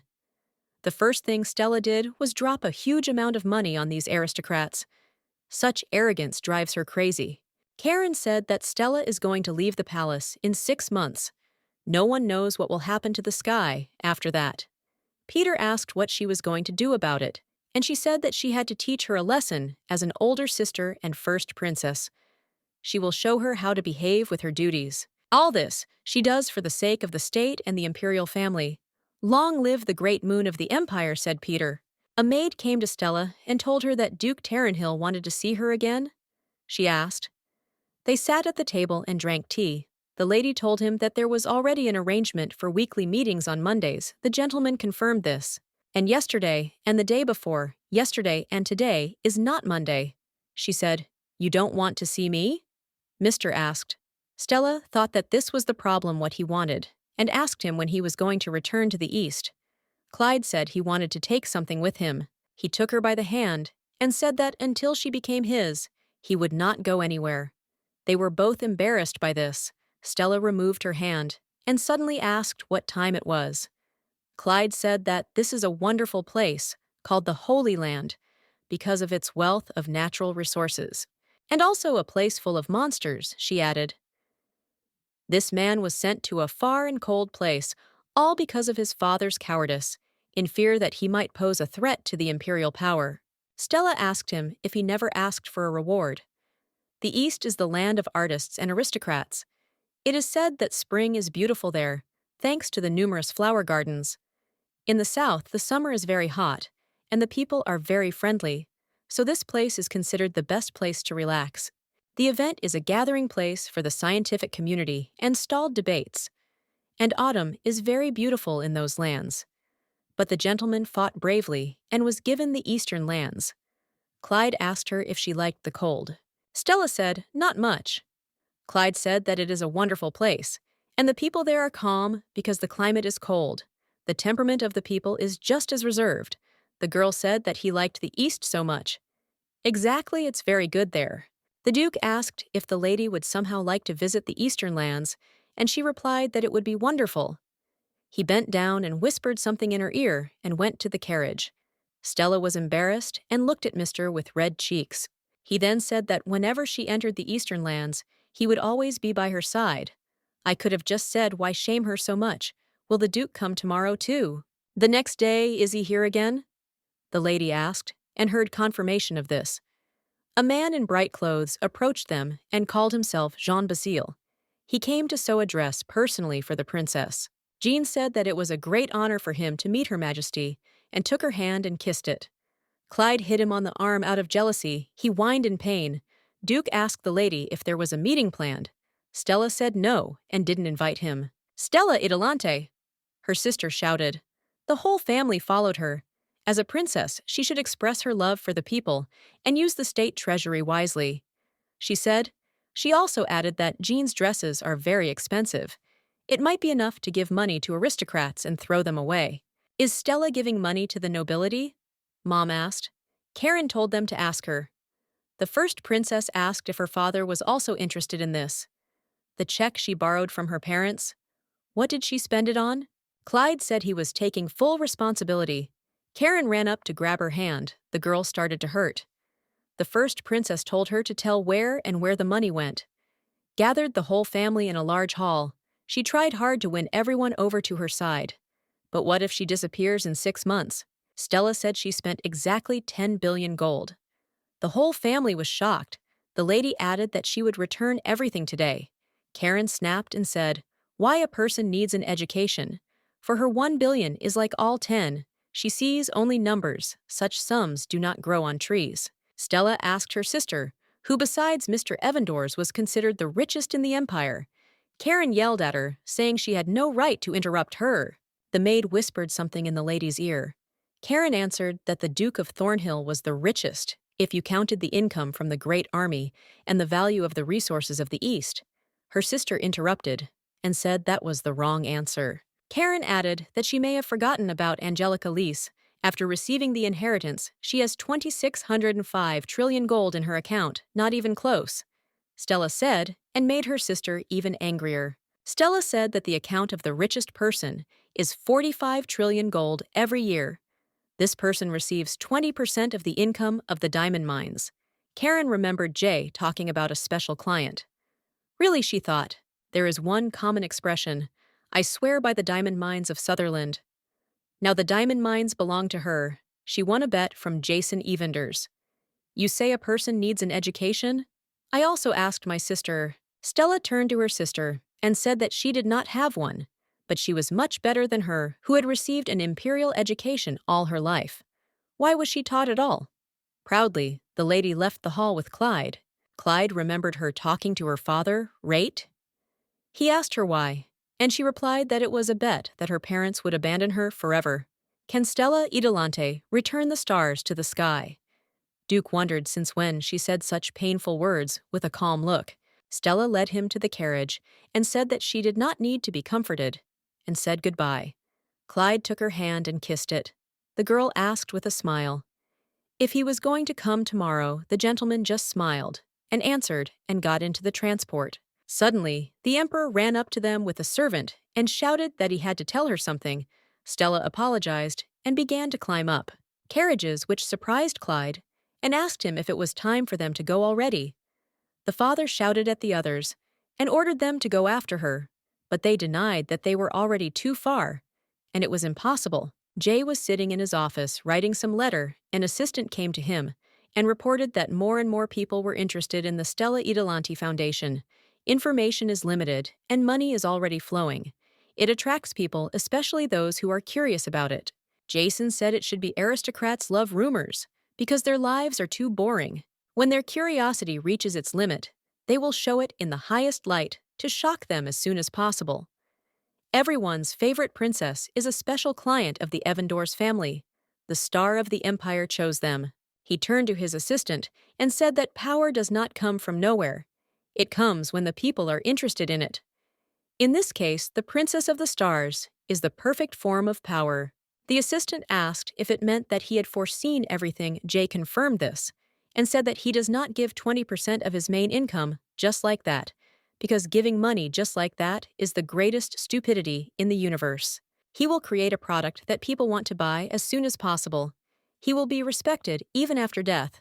He will create the empire of Evandors. The assistant said that he was thinking correctly and went to prepare gifts for the princess. Jay said they should be special, wrapped in gold paper. The assistant added that he does not know whether it is worth saying, because it is not certain. Rumor has it that Duke Tarrenhill has captured Princess Stella. The Duke and the princess were by the sea. Beautiful, really? The girl asked. He confirmed it, and added that she had often been here as Ethel, but she did not even think that she would be able to return. She clearly feels more comfortable here than in the palace, lonely and sad. His blind longing wouldn't wipe the smile off her face, the Duke thought. Stella took off her shoes, saying that you must walk barefoot here. I wanted to touch her. I wanted to hug her. The lady asked him not to tell anyone about this. It was important to her. If he does, she will consider him a monster. Clyde fell into despair and fear. Stella asked him if he was sure he wouldn't tell anyone. He kept silent. The emperor and empress sat on thrones. He asked if it was true about 45 trillion gold. The assistant confirmed and said that they are kept in the bank of the Evandors, and the dividends and interest received by it are also in the billions. Father thought she became rich through her personal efforts unsurpassed. The amount of funds of this person put him in an awkward position many times. The emperors praised it. The aide added that a considerable number of letters are also coming in wanting to invest money in the fund. The aristocracy in the first ranks of Her Majesty's followers. The father added that she had already won the hearts of the nobility. This is his daughter. The father asked her why and was happy that their daughter had become successful. Mom is not sure that the news is good, because there are people who are very valuable to her, and she considers them family. Now that she has a lot of money, she can leave earlier than they expected. She offered to find the people who raised her and ask how she lived and what she loved. Her father was indignant and reminded her of what he had said that day, not to think about it. It's enough to spoil everything. The wife denied that she gave birth to her, but if she says that the empress is not her mother, then what will people think?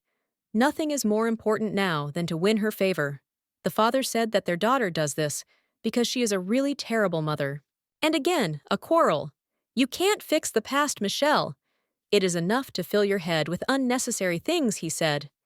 She countered that he repeats the same thing every time and thinks it doesn't concern him. What did he do to be a good father to her? The first princess overheard them and said to herself that she was tired of it. What is it now that 10 years ago parents were fighting for the same reason, Stella, Stella, and again, Stella? She remembered the past. As the father said that he was glad that he had such a good daughter, she replied that she would behave well. It was enough for her to hear it at least once. A scene of how the emperor had recently chased her away appeared in her head. What did she deserve such a relationship? Stella fell asleep next to the Duke. He was embarrassed by her beauty and carefully took her face with his hand. She woke up from his touch. The gentleman asked if the lady had already woken up, and she confirmed it. Clyde said they'd better get going before it got dark. The man knelt in front of her and asked her to hold his shoulder. The girl replied that she shouldn't, but he insisted and said that he wanted to do it. He began to put her own shoes on her and added that he would take her to the palace. Stella replied that she had no desire to go back there. Now what? He asked. The lady said that she ran away from there, and he was her accomplice, so she asked him to shelter her for one night. Clyde was stunned by what he heard. He clearly did not expect this. They arrived at his estate. The master asked the servant to prepare a room for her guest. Stella saw a luxurious piano in the middle of the hall and immediately ran up to it, thinking that this was it. She began to remember the past, namely how the servant brought this piano to her room when she was still young. They explained that Princess Karen had given it to her because there was one key missing, and she was sorry to throw it away. Stella was surprised by the gift from her sister. The girl was sitting at the piano, and the older brother smiled sweetly and patted her on the head and said that she played it very well. Stella was the only one who tried her best to show it. Stella noticed that someone must be playing it at home. Clyde denied this as no one had been until now. This is a broken thing from the palace. It must have been difficult to save.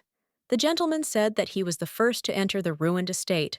They brought the piano out of that chaos, she thought, and remembered what Mr. had told her recently. Such a strange feeling appeared inside her. It seems that he is not an imperial swordsman at all, not a hero of revival, and not a protector of the heavens, but just her young childhood friend, the same Clyde. The Duke asked her to play him something, Let It Be. So even knowing that he went to great lengths, for the sake of the Emperor, that it was because of him that she could not meet her relatives, Stella began to play. The gentleman was moved and remembered their sweet childhood, how she used to play him incredible melodies. The lady saw an exquisite landscape painted on the entire ceiling. It was incredibly beautiful. Who did it? Someone knocked on the door. It was Clyde, dressed in a single black robe and gray trousers, standing with a candle in his hands. He said he just wanted to know if she liked the room. Stella replied that she really didn't even want to leave here. Clyde said he was glad he could please her. Stella said that she had never seen such ceilings. Usually, the landscapes depict ordinary people, very beautiful and cozy. She would like to see if there are other interesting places in the corridor. They went for a walk in the corridor. She examined everything that was there. Ideal for playing hide and seek, and the garden is so big that you can even run around there. As a child, she always said that she wanted to live in such a house. Did he remember everything? Clyde said that he ordered all this. He also dreamed of living like this. The Duke put his hands on Stella's shoulders and said that she came here for their wedding. Rumors will spread. She replied that she knew and would immediately get on the front page of the magazine Daily Velvet, a favorite publishing house of aristocrats. Clyde asked if she was going to be okay, and she said she didn't care about them and knew it would be nice to have their favor, but Stella is not going to bow her head to them. She touched the gentleman's bare torso with her hand, which made him very embarrassed and made his cheeks red, saying that before they saw each other, he had time to injure himself because he had many scars on his chest. Evandor's assistant ran after the editor and shouted that he did not dare to break into the master like that, but he did not listen to him. He called himself Hector Silvache and arrived with interesting news. Jason asked if she was really that important. Hector said that Stella Idolante was spending the night with a stranger. The gentleman smoked a cigar. Stella remembered how the master had given her the best room, or rather his own, because it was the most comfortable. But it seems that he did not think that the lady would sleep on his bed. She has some doubts about Clyde. He was far from greedy and power-hungry, so he definitely wouldn't have gone to the east without important reasons. His resistant slaves commoners needed new land plots, but Clyde took everyone with him and headed east. On dry land, far from Utopia, what force forced him to make such a decision? At first, she thought it was attachment. The imperial family accepted and began to provide for him in childhood. In order to restore his powers, they even gave him the title of Duke. However, he continued to act in defiance of the emperor's order when he carried her in his arms, not where he said, as if she is much more important than His Majesty. Chaos must have started in the palace now. Maybe tomorrow it will become the #1 scandal. Hector told Mr. that right now he will prepare the release for the front page. He is sure that it will become a sensation. Daily Velvet shares will definitely grow, and sales will increase. Jay asked about what might not be worth doing. "This is Princess Stella," he shouted, and added that now there is nothing more important than her in the whole empire if the master publishes what the ladies spent with Tarrenhill. Then Jay interrupted him and said that how much longer should he listen to these boring stories? Hector apologized and said he made a deal. Jason took out his pocket watch and said that it took 5 minutes and 38 seconds off his time, and added that he was old and had no inspiration. Isn't it time to vacate his position? In the Evendore's Empire, Daily Velvet is an important and reliable mainstay. Hector worked so hard to become the editor-in-chief. Mr. Jason took him by the collar and threatened that he would have to try. Selvich agreed and promised that he would. Jay added that if he saw even one article about Stella Idolanti, he would personally deal with him. "How can you complain?" he replied cowardly. The gentleman added that he wanted to convey something to the imperial family and began to reach into the green box and took out a letter. Jason told him to give it to the Empress and say it was from him. The Empress and the first princess were sitting at the table.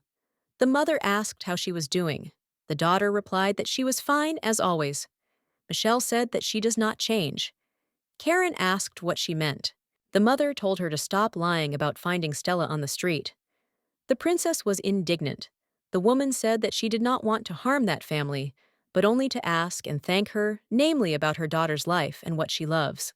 Karen doesn't want to lie to her and says she doesn't know for sure, because she can't miss Stella's one weakness. Mother asked why she does this, because she's kind. The princess did not know where the children were and said that she was not lying. Michelle ordered her to get out of here. Karen assured herself that she had to endure only 6 months if he left her alone. She would return there. She came from there without even marrying the Duke. Jean called her and said that it was a great honor to meet her. His seal collection is very popular among girls. Karen confirmed that she had heard about it. Dresses from Basel are widespread for their luxury and many precious stones. His brand is preferred by many aristocrats. He handed her an envelope. She asked what it was. This invitation he was waiting for the moment to give her, because she gave him inspiration. Karen grabbed the letter and said she would definitely think about it. He denied it and said that it was a letter for her sister, not for herself. Karen was very angry because of what she heard. Jean added that it was a great honor for him to meet her, and the economy is very important, and she is not interested in his dresses.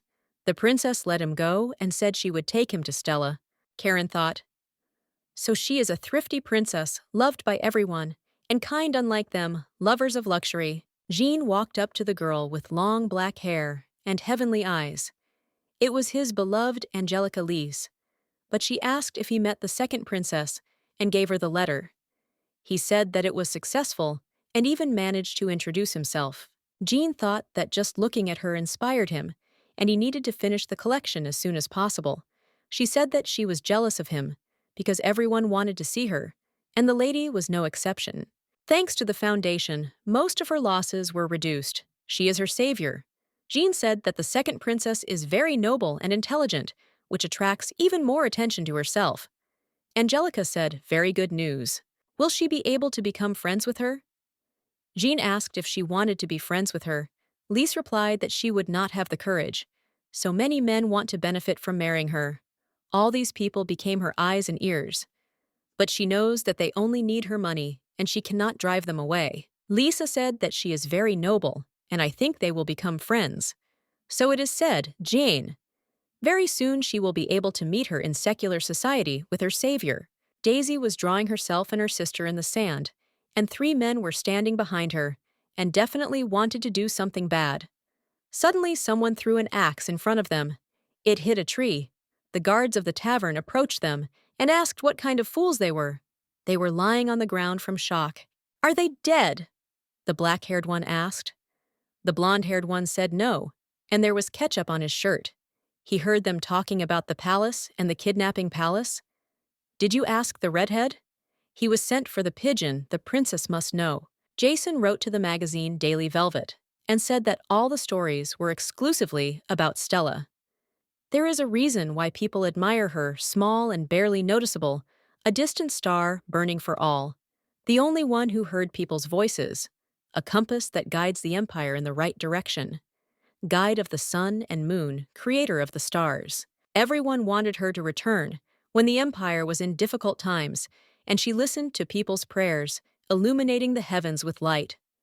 An heiress of the stars who regained her powers after 20 years. A true revival of imperial power with Stella. Stella walked over to Jason unexpectedly and raised her hand. He stopped her. A good joke, he said. The girl asked how he dared to tell the emperor about her family. Jay thought that the rumor had really gotten to her. If that was the case, he would have really been slapped in the face. The gentleman offered her tea and added that she didn't like the one she had last time, so he ordered new varieties. Will you try?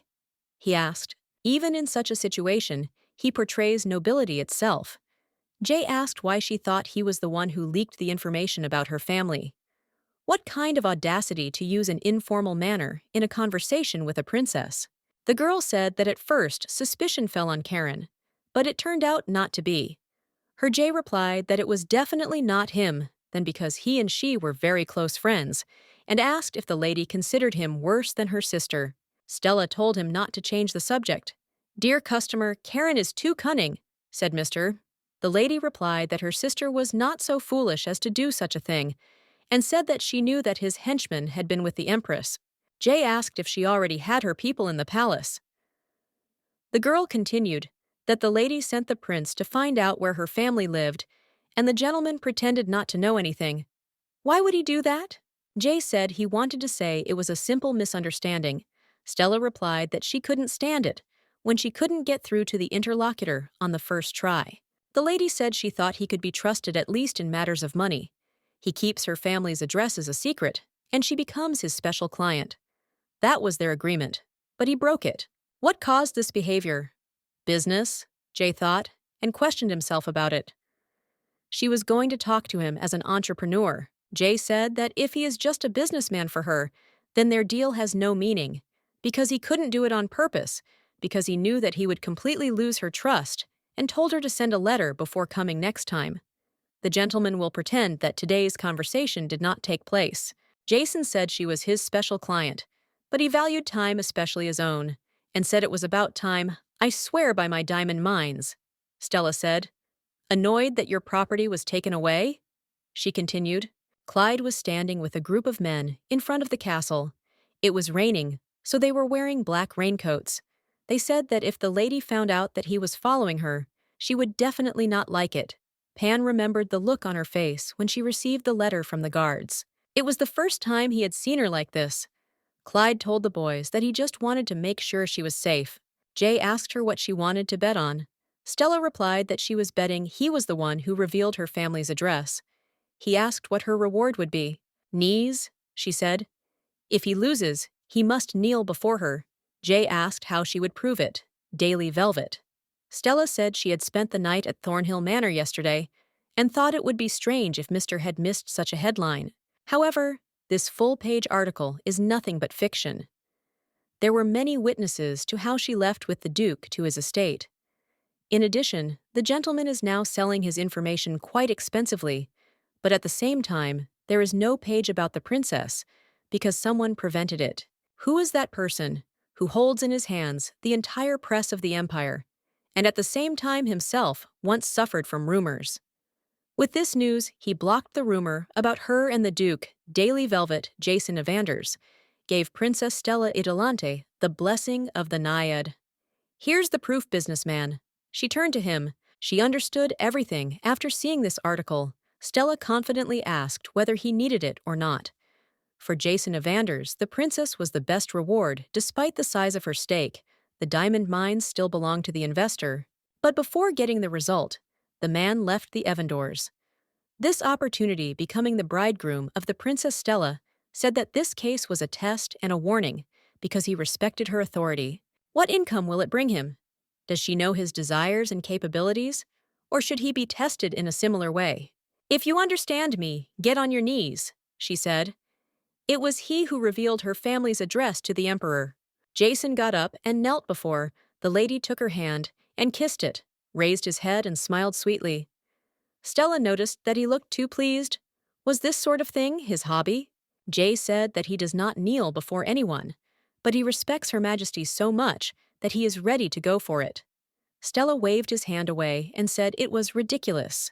Pan replied that he admired her determination and added that it was no wonder that she increased the significance of the Evandors, and he wanted to be with her. Stella asked, "And what does she have to be happy about now?" Jay asked her not to be angry. Because there was still an article about the necklace, he decided to show it to his father and family members. They will judge him if he gives money to someone. Pan said that the princess was leaving this place in exactly 6 months. It's a shame she'll be going as a duke's wife. How did he know that she was going? His ability to get information was terrifying, Stella thought. Instead of going, he started. Would she like to become the head of the empire? What? Mavla and Jay told her to take the emperor's place, and he would help her do it. Will the ruler's place be hers? The lady asked. Gold the size of diamond mindset would be enough to make a beautiful picture with its image. His family will be touched, and he will become the empress's right-hand man. Being an assistant to the empress would be great for her, wouldn't it?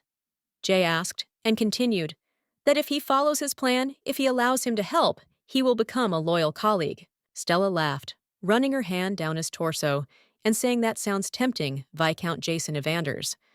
But she added that she doesn't know how to value his family, and before risking her money, shouldn't she be sure of his worth? Why should the owner take the dog that bit him?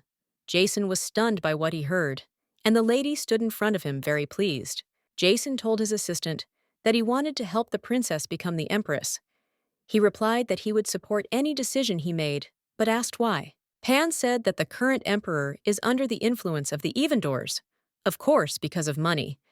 The aide said that he believed that if they put the wise Princess Stella in this place, then their family would be at a loss. Really? It's a good thing she's not interested in power, Jason said. But how did he come to this? Asked the assistant. The man replied that he did not know what else to do to get her. His desire to own her far outweighs her need for his business. The assistant told him to start acting. This is exactly in the spirit of the Evandors. Jason slumped back onto the couch and tiredly straightened his blonde hair. Stella Evandors. It was raining. Stella was heading to the carriage with an umbrella, but she definitely felt something was not clean. Clyde and his group were still watching her, and when they saw that everything was fine, they left. The butler asked the lady if something had happened, but she denied it. The girl looked out the window and thought she knew for sure it couldn't be him. Clyde will definitely be surprised by how quickly she ran away and didn't even thank me for the night. It's all because of Jason Evanders. It's Stella's fault too, carefree. It was she who endangered her parents, and Daisy Stella was walking around the palace. Her sister called her and took her by the hand and led her to another room. Karen excused herself by what the editor of Evandors had said about her family and replied that she understood. Karen continued and said that why should she tell about her sister's family? She doesn't look like a fool. Why are you so scared? The girl asked. What? The answer came. Stella said she would soon enter the mundane world and celebrate her return. Is she afraid that he will reveal her true nature? How dare you say that? The sister asked. Stella said that she should continue to be afraid until she tells everyone the truth. Karen doesn't know what it's like to lose something important, so let him continue to be afraid. Her sister countered that if everyone found out about the deal, everyone would be disappointed in her. Everyone knows that Princess Stella Idolante is an incredibly beautiful girl, but if they find out about the contract, they will understand that she was abandoned and brought shame on her family. And what of the fact that she will disappoint them? Karen was indignant and said that she would lose everything because of this. Stella confidently said that why, then of the two of them, she was the only one who risked the least losses. Tirelessly suffers from fear. If she does, that Karen will become her enemy. She said that she better stop trusting such people as Jason Evanders and let her be grateful that she tells her this. Stella replied that she knew it, even without her. Karen said no, and it wasn't. She doesn't know anything at all. Jason was playing cards with his husband. He shouted that the gentleman had already won for the 10th time in a row, and that this was a fraud. He gets whatever he wants. A common thing for Evandors, isn't it?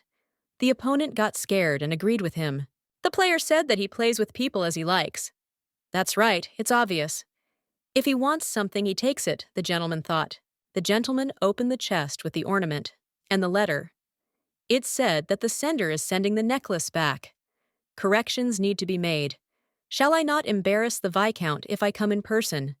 It was written there. I wonder what will happen if he gets her feelings. Jay said Stella wanted to know about her family. Daisy is learning to count. She is good at addition, but not good at subtraction. Hans is repairing the fence. The workers work very quickly. It won't take long. It's because of those mercenary assassins from the palace that shouldn't bother them. She wants to make sure for herself that they are all right. Someone shouted that the child of the sun is coming. Brother Joseph approached her and said that he had to explain himself. 10 years ago. They played hide-and-seek rock, scissors, paper. He said that he was driving and she was hiding. The prince is like a hero from a fairy tale. Gentle, fair, and wonderful. He was kind to everyone. He remembered how he closed his eyes when she started to hide. No one paid attention to her except him. But that day, the prince never looked for her. The next day, Joseph came to her with a flower and apologized because he was busy. He asked if she forgives him. Stella said, of course, her most beautiful little brother. His love was salvation for her. The brother said that probably the group that went to her family disturbed the guests. He thought that she would be the first to come to him for an explanation, but he himself came to her. Their mother, his sister, interrupted him. Stella said that it is not worth it and let him go back to where he came from. The prince was surprised and said that he understood that it was difficult for her and asked him to listen to him because if he finds out the reason why mother sent a military outfit, Stella asked that if he apologized to her, she should feel better. You may not even try because not everything in this life can be fixed. The brother said that she was much more perceptive than he thought. He knows that those people are valuable to her, interrupted Yogi. How do you know? The lady asked. From her father, who told her about her letter, or from her mother, who spread information from the Evandors and mercenary assassins. From Mom, they needed information from the Evandors, right? Joseph said that the outfit was sent to gather everyone in the palace. Her father ordered her not to get involved in these matters, but she could not stay on the sidelines. Stella replied that it seems like she just wanted to get rid of the mistake. The brother shouted that how dare she talk like that, it's her mother. The girl waved his hand away and said that she had abandoned her. The prince denied that his mother was very sorry for it. The princess said that she was angry at this. What kind of pity is such that complicates her life? How much can you use it? Are you right, my sister? The prince asked. Her wonderful brother, she said. Joseph said that everything was true and that he was her brother. Stella said he was too desperate to make excuses for the uninitiated. Not only her mother abandoned her that day. Joseph Idolante is a cruel witness. 10 years ago they left, during which time they became cold-blooded and cruel. Her sweet and obedient little sister, after which she disappeared. Now their love is not worth a penny to her, so let them keep their regrets to themselves. The maids combed Stella's hair and brought her a letter. It was from Jean Basile. The envelope was bright pink. Maybe I should have brought it to her later. It seems that she is not in the mood. No? Has something happened? The maids talked among themselves. She was told that she had guests. Is that Clyde? After all, on the day of entry, she didn't say anything, and he is probably very worried that's why he came.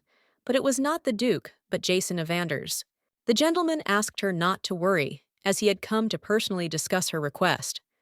Princess Stella Idolante refused to accept the Naiad's blessing from the Evandors. Jason's testimony was unreciprocated. The gentleman said that as soon as he saw this article, he immediately rushed to it. How cute, said the lady, coldly. He wants to make sure of everything personally. Stella replied that if so, then she can go from here. She started to walk away, but Jay grabbed her arm. Stella ordered him to remove his hands. The man apologized and said that he did not think, and asked her to remember that if last time he obeyed because of money now, because of sincere sympathy.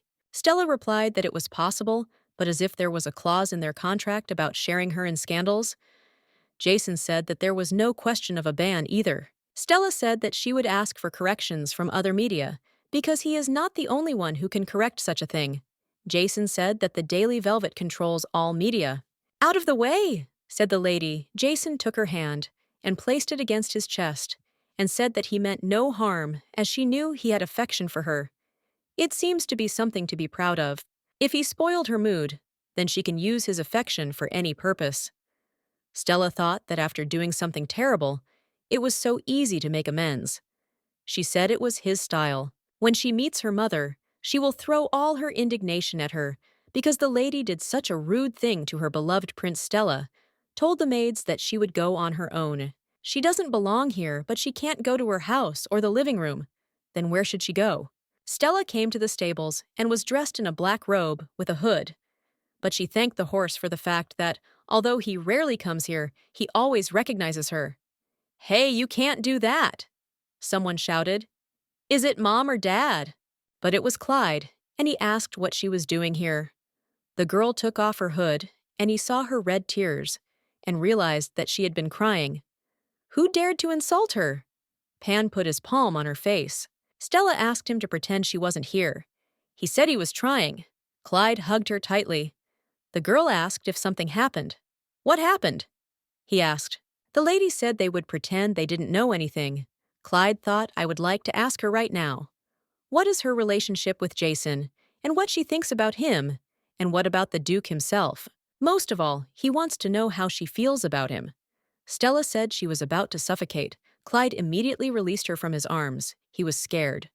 Now her smile is much more important. The girl said that she wanted to go somewhere and asked to take her there. Clyde said he would follow her anywhere, and he took a strand of her hair and brought it to his lips. They were both dressed in black robes. They came to her former house. "Really beautiful?" the lady asked. She wants this kind of place to always be here in this place. The girl really felt alive. Aunt Mary told her the story of this tavern, about the fact that this house was built by their grandmother, and she does not know how long it will stand. This building is twice as old as her. The woman said that her mother, grandmother, great-grandmother, and great-great-grandmother rested here. Mary held the little princess in her arms and said that she needn't worry because it didn't matter to them where she came from and under what circumstances.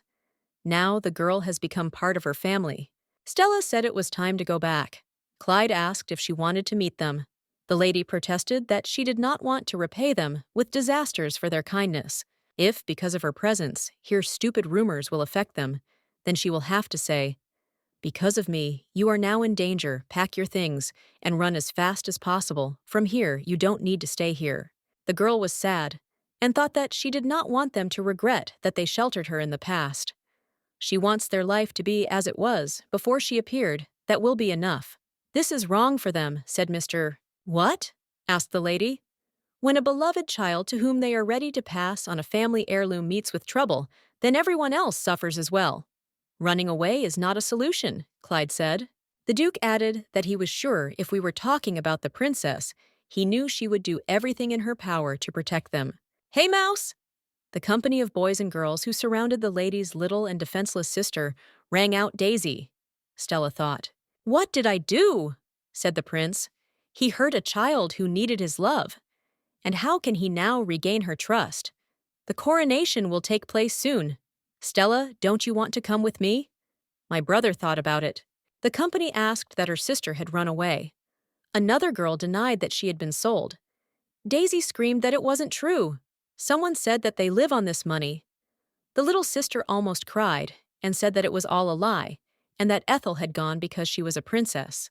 The girl from the company said that if her sister is a princess, then she herself should be more vigilant. Could it be that the lady who came back is her family? She definitely did not go to another country. She is either dead or enslaved and now serves her master. Children's voices rang out. Stella was outraged by these statements and was ready to go to them, but Clyde stopped her by taking her hand. "Things are so bad in the tavern, aren't they? Let him ask his lying mother if it is true that she sold her own daughter." The company asked the children. Clyde approached them and addressed Mrs. Daisy. He knelt before her and said that Princess Ethel had sent him and that she must return to the palace urgently and that he must convey something from her. He turned to the company and said that if she were not far away, she would always miss her home and family. Everyone wondered if it was true. Daisy asked if it was true she looked like a princess from a fairy tale. To the same one who brings luxurious dresses and elegantly drinks tea? Clyde confirmed this and added that Ethel herself was noble and beautiful. The Duke handed her gold coins with a green bow and said they were from her. Daisy shouted to the company that her sister really is a princess. The little girl asked the knight to tell her that they miss her very much and love her. Clyde agreed. Stella was standing behind the tree and heard everything. Her eyes were full of tears. The gentleman said that, as a representative of Her Highness, if this happens again, he will teach them a lesson, so let them think about their behavior. All the children were very frightened, apologized, and ran away. Clyde asked if anything was wrong, to which the lady said she wanted to check on something. They entered the magazine tent. Stella took one of them and asked the seller if it was all the news about the princess. The man said yes. The lady added that there was not enough detail in this portrait of the princess. The man asked what they wanted to find out, how he knew about high society magazines. Stella asked if he was talking about the Daily Velvet. There is no portrait there either? The man said that he thinks so, and if they are not going to buy, then let them leave. When he looked at the girl again, he seemed to realize something. They had already started to leave, and that seller called them. Clyde glared at him, and he fell silent. They got into the carriage. The second princess apologized for holding him back. Clyde replied that it was fine, and it was worth it.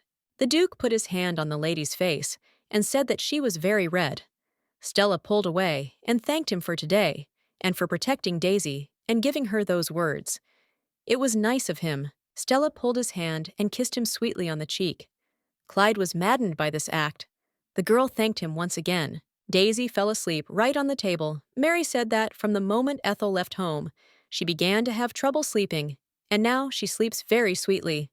Those bullies threatened her, and that knight protected her. Mary said that the little girl was so cute holding the coins that the master had given her, and remembered how she had kept them at dinner, even though her parents had asked her to put them away, and she said that they were her treasure.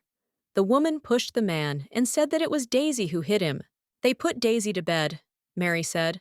Whoever that gentleman was, she was very grateful to him for it, and the little one said she had seen him before. Perhaps this is the knight that Ethel was looking for earlier. His journey was long and tiring. Previously, the girl could only see his armor. I wonder what her reaction was when she saw him completely. She thought about it too. The man said that Ethel would be back soon. And even if not, they will still love her and always remember her. Mary cried a lot and said that she wanted to see her at least once more, their daughter. Jason was sitting on the couch smoking a cigar when someone walked in on him. It was Stella. The gentleman said that he did not expect to see her and told her to come. Stella asked him to remove this disgusting stench. Jason stubbed out his cigar and got up to open the windows. The girl said that people do not know anything. The gentleman bowed and asked what she was saying. The lady said that for 10 years, no one even guessed that she was a princess, but she lived and looked like an ordinary person. Moreover, the people involved in the foundation know almost nothing about Karen's family. Jay said she should have told her earlier. In this country, information is published only after its verification. The lady snapped that there was no need to remind her she knew it, even without him. The gentleman asked what she wanted to tell him. Stella asked how long he was going to hide everything, because the girl would be a much more valuable unit if this information was available to more faces. It seems that her greed has awakened, thought the gentleman, and asked if she wants to lift the ban. On the contrary, she answered, "What?" A reply came from J. Stella, said she wanted to make an announcement about her foundation. In addition, all her personal information, as well as her past, must remain undisclosed. The gentleman went mad after hearing this. Jason asked why she didn't want her parents to know that she was living in the palace, and she wanted to hide the fact that Ethel and Stella were the same person, because if the adoptive parents find themselves at the court, they will be involved in conflicts, and this will put their lives in danger. It is enough for the empire to find out that the princess has a foster family, then immediately a round sum will be assigned for their lives. Stella said that she was glad, because they understood each other. That's what it is. All for the sake of the family. The gentleman thought he said that he would do everything to satisfy her request. And she's really into it, Jay noticed to himself. Stella hopes that he won't betray her this time. Pan stood up and held out his hand to her. The girl said that she should not be escorted because she was not a nice lady. The girl went to her room and saw a box on the table with a note saying that she was late. Joseph came in and said that he was waiting for her because he wanted to give it in person. He opened it with a key. It turned out to be a music box. It means a lot to her. Joseph was always in the center of attention, because of which he did not have enough time for her. She was often sad. The girl waited for his return in the room. The little girl was sleeping in the corner of the room. Her brother called her and asked if she was waiting for him here again. Stella said that she dreamed that she had a debut and he was her partner. Would it be great if that were true? The prince agreed and said he wanted to show her something. It was the same casket. He couldn't find the toys they used to play with 10 years ago, but he remembered the tune and asked the craftsman to make it. My brother had been thinking about it since the day he became a prince again. Joseph said that she was probably no longer interested in such gifts. A prince who only puts on a mask of humility, but will not seriously bow his head to anyone. This is how he apologizes. Joseph grabbed his red hair and said that he shouldn't have said that. That day, he was thinking only of himself and touched her, and added that Mom really wanted to be close to her again, and he wouldn't ask her to make concessions. Stella said she understood him. The brother stopped her and took her hand and said that he didn't even have a chance to fix everything. He asked if she remembers how she always asked to become her partner. She always said that you don't need luxurious dresses and shoes from designers, but only what she drew herself. Stella said she was touched to be with the prince. Her brother was very happy, but she added that she already had a chaperone, and it wasn't him. The brother was horrified. It was unexpected for him. "It's getting late for both you and me to rest," Stella said. She herself is surprised by how indifferent she can be. Jason's father was outraged that the princess dared to refuse his son. He told the loser to stand up because it was in his newspaper that the lady trampled him. He shouted that he was most concerned about the reputation of the Evandors, and now, "Father, I lost," he said. Did he not just lose something, but also lose? Mr. Ask Jay repeated that the princess had won. He was intimidated. The ability to accept defeat is also very difficult, especially in his position. He said, finally, his son learned the taste of defeat. He will have to thank the princess. Jay was shocked.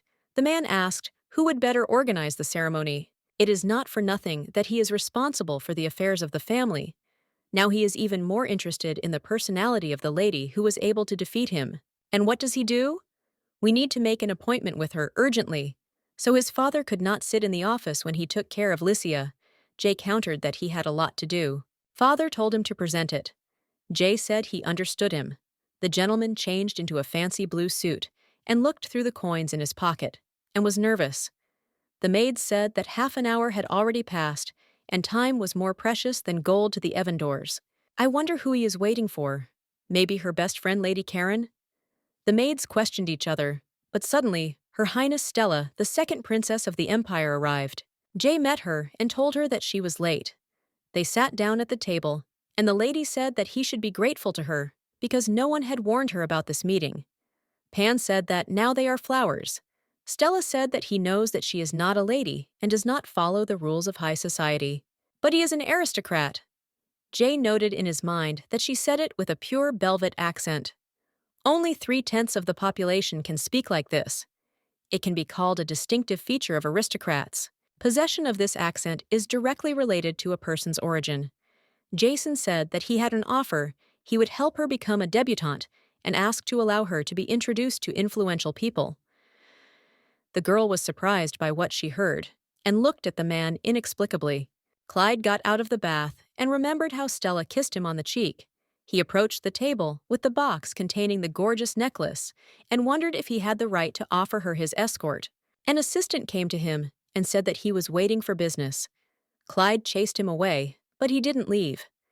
Peter was with a Sinhalese on his right eye and brought him food and wished him good morning. He asked that Mr. seems to be in a good mood today. Was the meeting with the princess successful? He asked. At least there would be some benefit from his information. A little earlier, they were in Mr.'s office. Clyde asked how he got here because he was fired. Peter Gilworth explained that he said he came back from vacation and was missed and had important information. Clyde grabbed the assistant by the collar and dragged him across the room. Peter shouted that the master had a competitor. He came to the princess again this morning and left her in a bad mood. Peter said that he is far from useless, and the master should admit it. The assistant can give him any information if he returns him to work. Clyde punched him in the face. Peter asked Mr. if he would hire him. Clyde replied that he did not need the prince's dog. The aide denied that he had long since removed his collar. He admitted that he worked for two people at the same time, but admitted that Joseph had lost his mind. The first princess does not resemble him in any way. Only Stella has true power. Peter said that he was not interested in serving the prince, but his career, and he would be much more successful if he was his master's assistant. His intentions are pure, he asked to believe. Clyde replied that he got the address wrong because he had no ambitions. Peter said that he knew this when he was about to come to the master and told him not to worry, that he would ask him to take the throne. The gentleman handed over the letter, where it was said, Host, Clyde Thornhill, employee, Peter Gilworth. Term, for life. If the employee betrays the master, he will be executed. If he lies, his mouth will be open. If he does something without permission, he will lose both hands. This is an inadequate contract, he said. Clyde said he signed it himself at 10 years old, and it held him back admirably. Peter shouted that it does not fit into any framework. The gentleman said he didn't like it. The door was open, and the assistant said that the gentleman did not know what information he came to him, with Clyde agreed to listen to him, and after that, he would judge for himself whether it was of any use. A haven for adventurers, this place was recently attacked by unknown creatures. He said Clyde was stunned by what he heard. Fortunately, there are no serious losses, and the asylum continues to do business. But a few days before that, Viscount Evanders sent a letter to the Empress. He thinks that the letter referred to the princess's adopted family. Clyde slammed his fist on the table in anger. Peter said that rumors spread too fast, so these people are in danger. They should get to them before others. The assistant added that the debut and other matters are not so important. Clyde took off his robe and told him to prepare the carriage, and said that they were going to the damned Jason Evanders. The woman told Karen that Mr. Evanders was coming here today to meet Princess Stella. He hopes for good relations with her as business partners. And the first princess is his close friend. However, if Stella refuses the offer, then the sponsorship funds of the Evanders, which go to the account of the royal family every month. Karen thumped her cup on the table. The emperor plans to arrange a festive coronation of the second princess. It is said that almost all the money from the imperial treasury went to this, but Stella's debut is still coming soon. It looks like her father isn't going to give up. And that didn't surprise her at all. What? The woman asked. Karen said she was tired and asked Mrs. Fairfax to step, but she agreed and left. Karen read the letter. A new star is rising in the social circles of Belvitz. They have reasons to look at Stella as a debutante.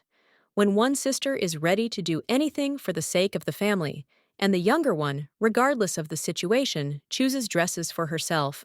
Please leave this world, Karen said angrily to herself, so no one else could hear her. This is Renaissance clothing.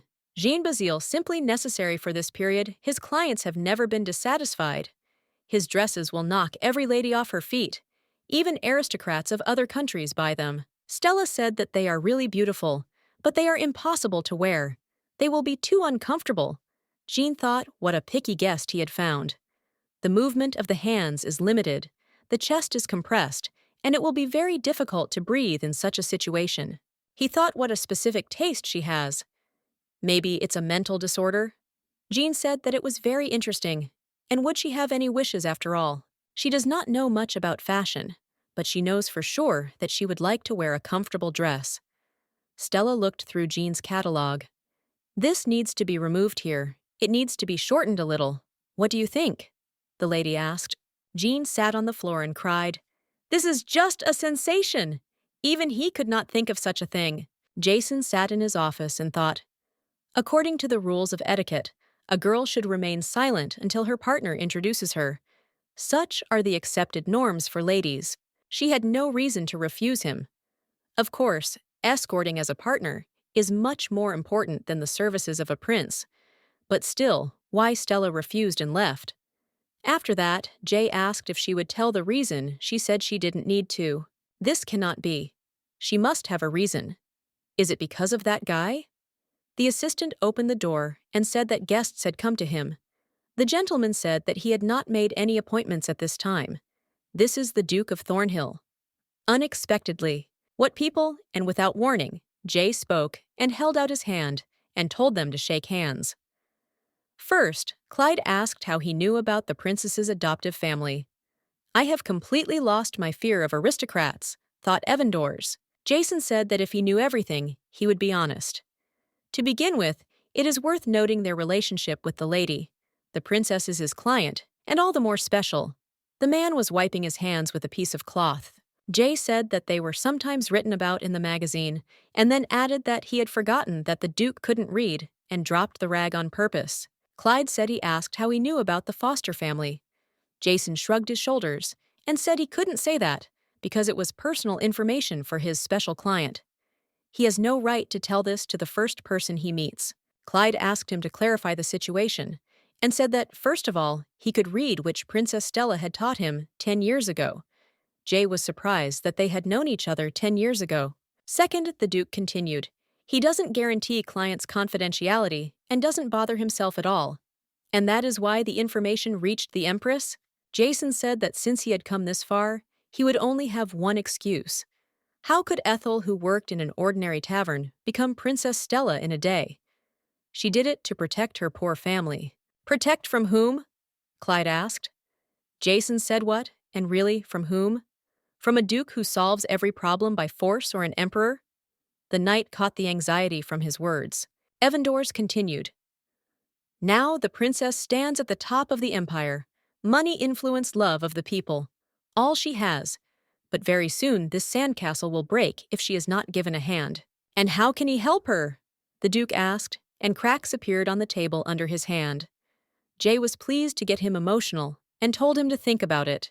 Evandors added that he is a bastard, a revolutionary, an enemy of aristocrats. Then who is he to the princess? A simple mold spoiling the sweet fruits of her new life. The Duke was heading to his room on the way he met Peter, and he was not jokingly frightened by his look. He was beside himself with anger. Something dark red was dripping from his hand. It was all covered in this substance. Suddenly, someone knocked on him. He was very scared. Now I opened the door and saw Stella there. She said that today is Monday, and that's why she came to him. They were sitting on the couch. Stella worked on his hand and said that she was going to vaccinate and had to be patient. It must hurt. It pains him to see how worried her face looks. Stella asked where he got hurt, like that the wound was deep and covered in splinters. Clyde thought she was trying so hard to breathe life into him. And he... Did you do it on purpose? Asked the Duke. The lady thought that the gentleman must not want to talk about it. The girl said that not a day went by that she did not have to treat Daisy's wounds. She wrapped his arm and a bandage, and happily said that everything was ready. Clyde put his hand on her face and said that he wanted to go somewhere with her. Really, Stella thought, and asked where he wanted to go. Does he want to choose her as a partner? Clyde said that if she didn't mind, he would get the carriage ready right now, she asked. Daisy asked her father when he would finish reading the book to her. He said that he would sweep up now and continue. The little one snatched the broom from his hands and said that she could not wait, and now she would do everything herself. They came to see her foster family. Stella said they seemed to be fine without her. Clyde asked if she was upset. The girl said the opposite. She was afraid to visit them because she thought that it was difficult for them, but now she sees that everything is fine. Stella thanked him for bringing her here. The girl looked happy. They were walking in the garden and saw two children. They themselves have many memories from childhood. She taught Clyde to write, and he wrote her name most often. This is her only friend, and also the reason for which she returned to the Emperor. Stella wants to ask what kind of relationship they are in. Why did he stop looking for her 10 years ago? Clyde handed her a green box with gorgeous earrings. The gentleman explained that he kept looking at that window and bought it anyway. He was told it was the most expensive item in the store. Certainly not as luxurious as her emerald necklace. It returned to her a long time ago. The lady said that the gift was not so desirable. Clyde said that necklace meant more to her than his humble gift. Stella said she wouldn't accept it from that person. The girl said that she liked these earrings very much when she was Ethel. All she had of silver was a bowl and a candlestick. Stella asked him to help put them on. He put them on and said that she was incredibly beautiful. Clyde asked her to be careful on the way home and thanked her for spending time with him. Stella said it was fun and thanked her for the gift. Stella said that everyone is wondering who she will choose as a partner, and many want to take this place. But why does he not propose his candidacy? Clyde said he shouldn't be in that place. Stella was indignant and asked that she would be better off with someone else. The Duke apologized. Jason Evanders was right. He is mold that spoils everything. His attempts ruined her happiness. All he can do is protect her and the foster family they're estranged from. From afar, Clyde cried. He is just a miserable obstacle in Stella's life. Stella looked out the window and thought, it's Monday again. After that, Clyde never came to see her, and she was busy preparing for her debut, so she didn't have time to visit him. The maid was looking for the lady. Stella said she needed to get something, and asked if she had fulfilled her request, but she answered that they selected talented children. She thanked and ordered them to sit away from the aristocrats.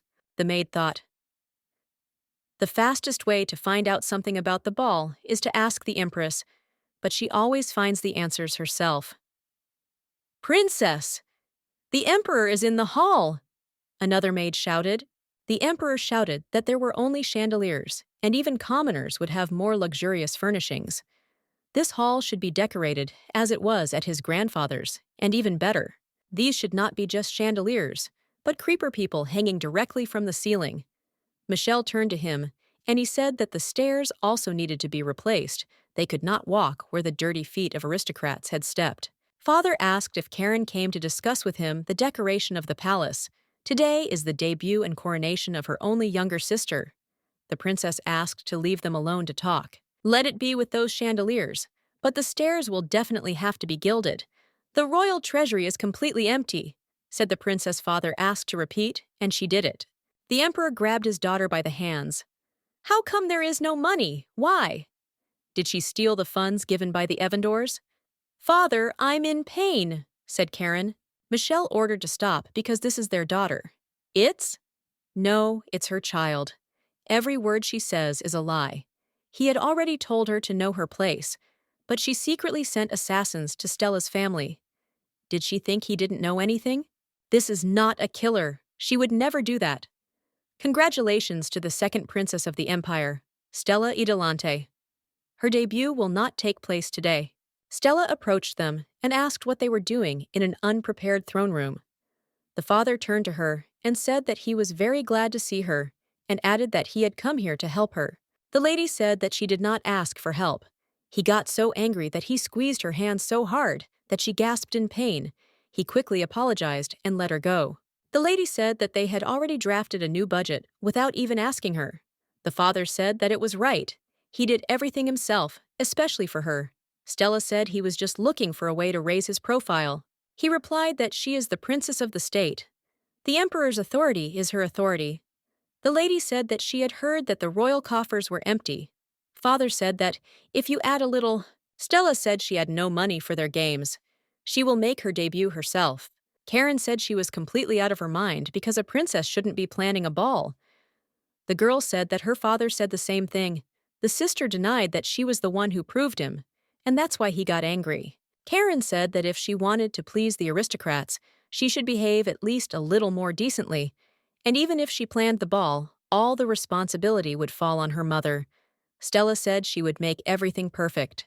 Karen asked if she had gathered and destroyed the reputation of the royal family. Stella is still debating whether to add gilding. The sister said that such a poor ceremony suited her. The sister asked how she was supposed to know what it was like to be loved, what it was like to be the only hope of her parents. She had never felt like that. Stella asked if she herself knew about it, because she had never been her parents' only hope either. What? The sister was indignant and waved her hand, and she grabbed her. Let go! Karen screamed like that. The lady already said not to try. Her sister was in tears. even after her father told her, and she still came to her for her mother's sake. So who among them has never received love? She is very sorry for her sister. Shut up! She screamed. Stella tried on a mint-colored dress and asked what was going on with Jean.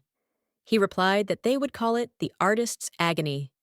It is an unbearable feeling when free art begins to argue with social orders.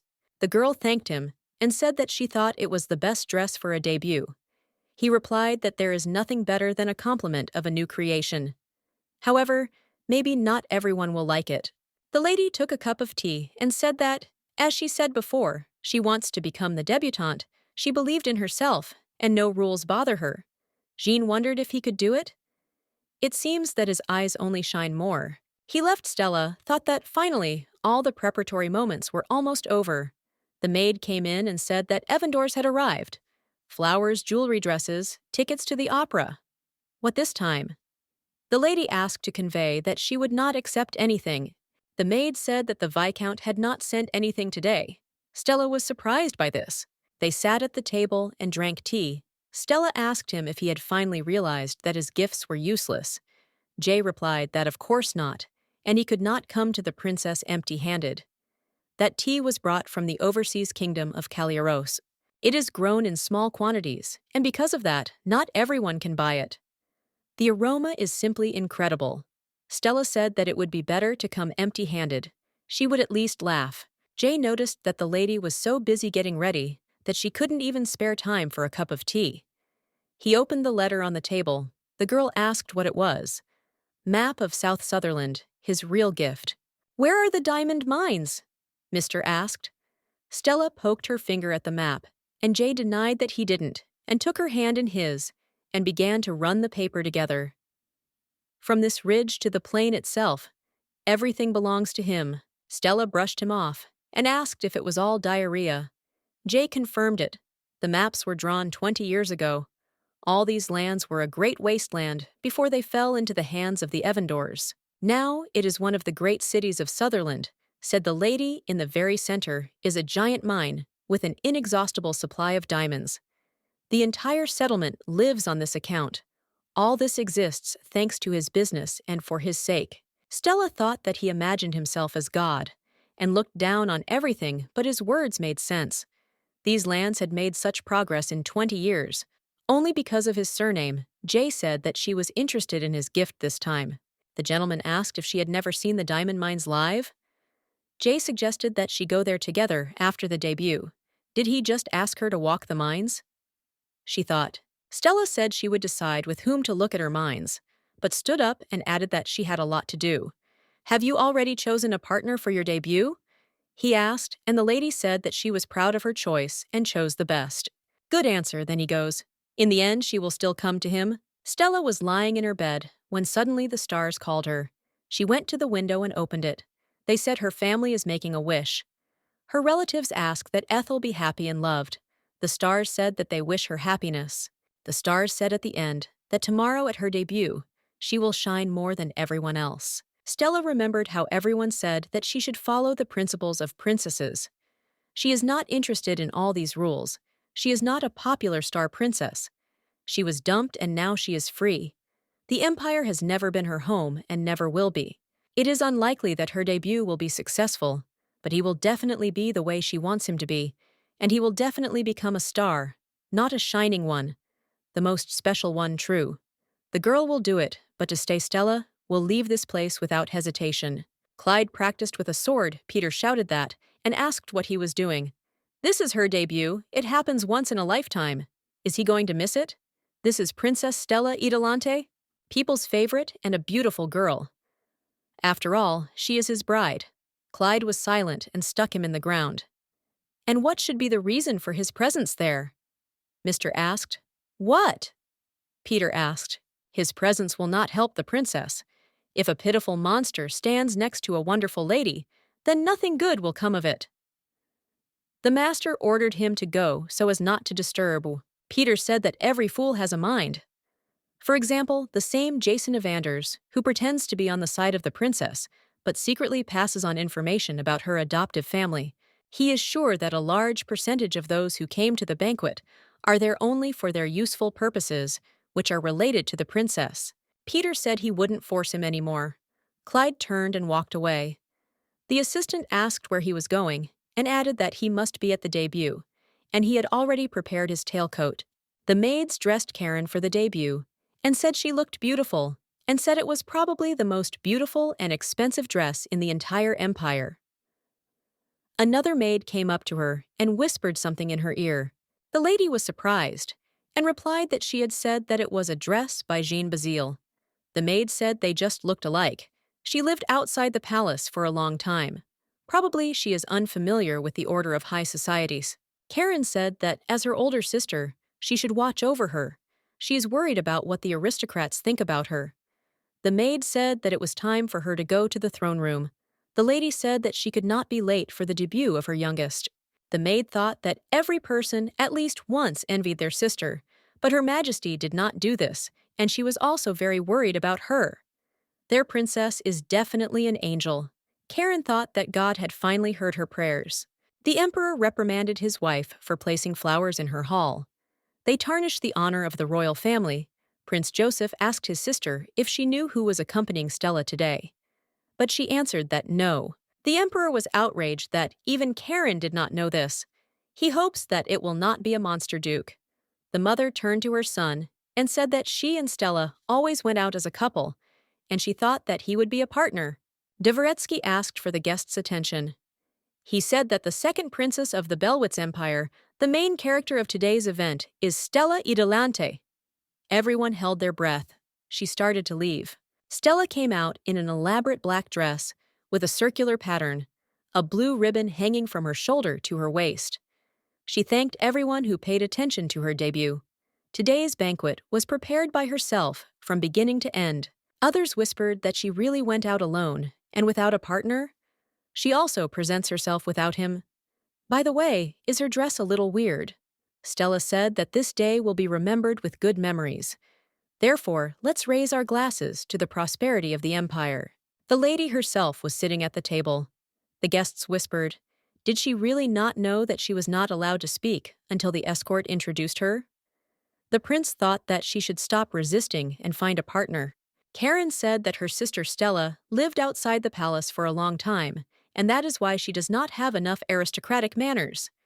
The emperor said that, how dare she disgrace the honor of the royal family? The first princess said that she was sure everyone would soon get used to it. As her older sister, she sees the best in her. Don't cry, said one of the guests and handed her a handkerchief. You are so kind, she has a royal aura, they said.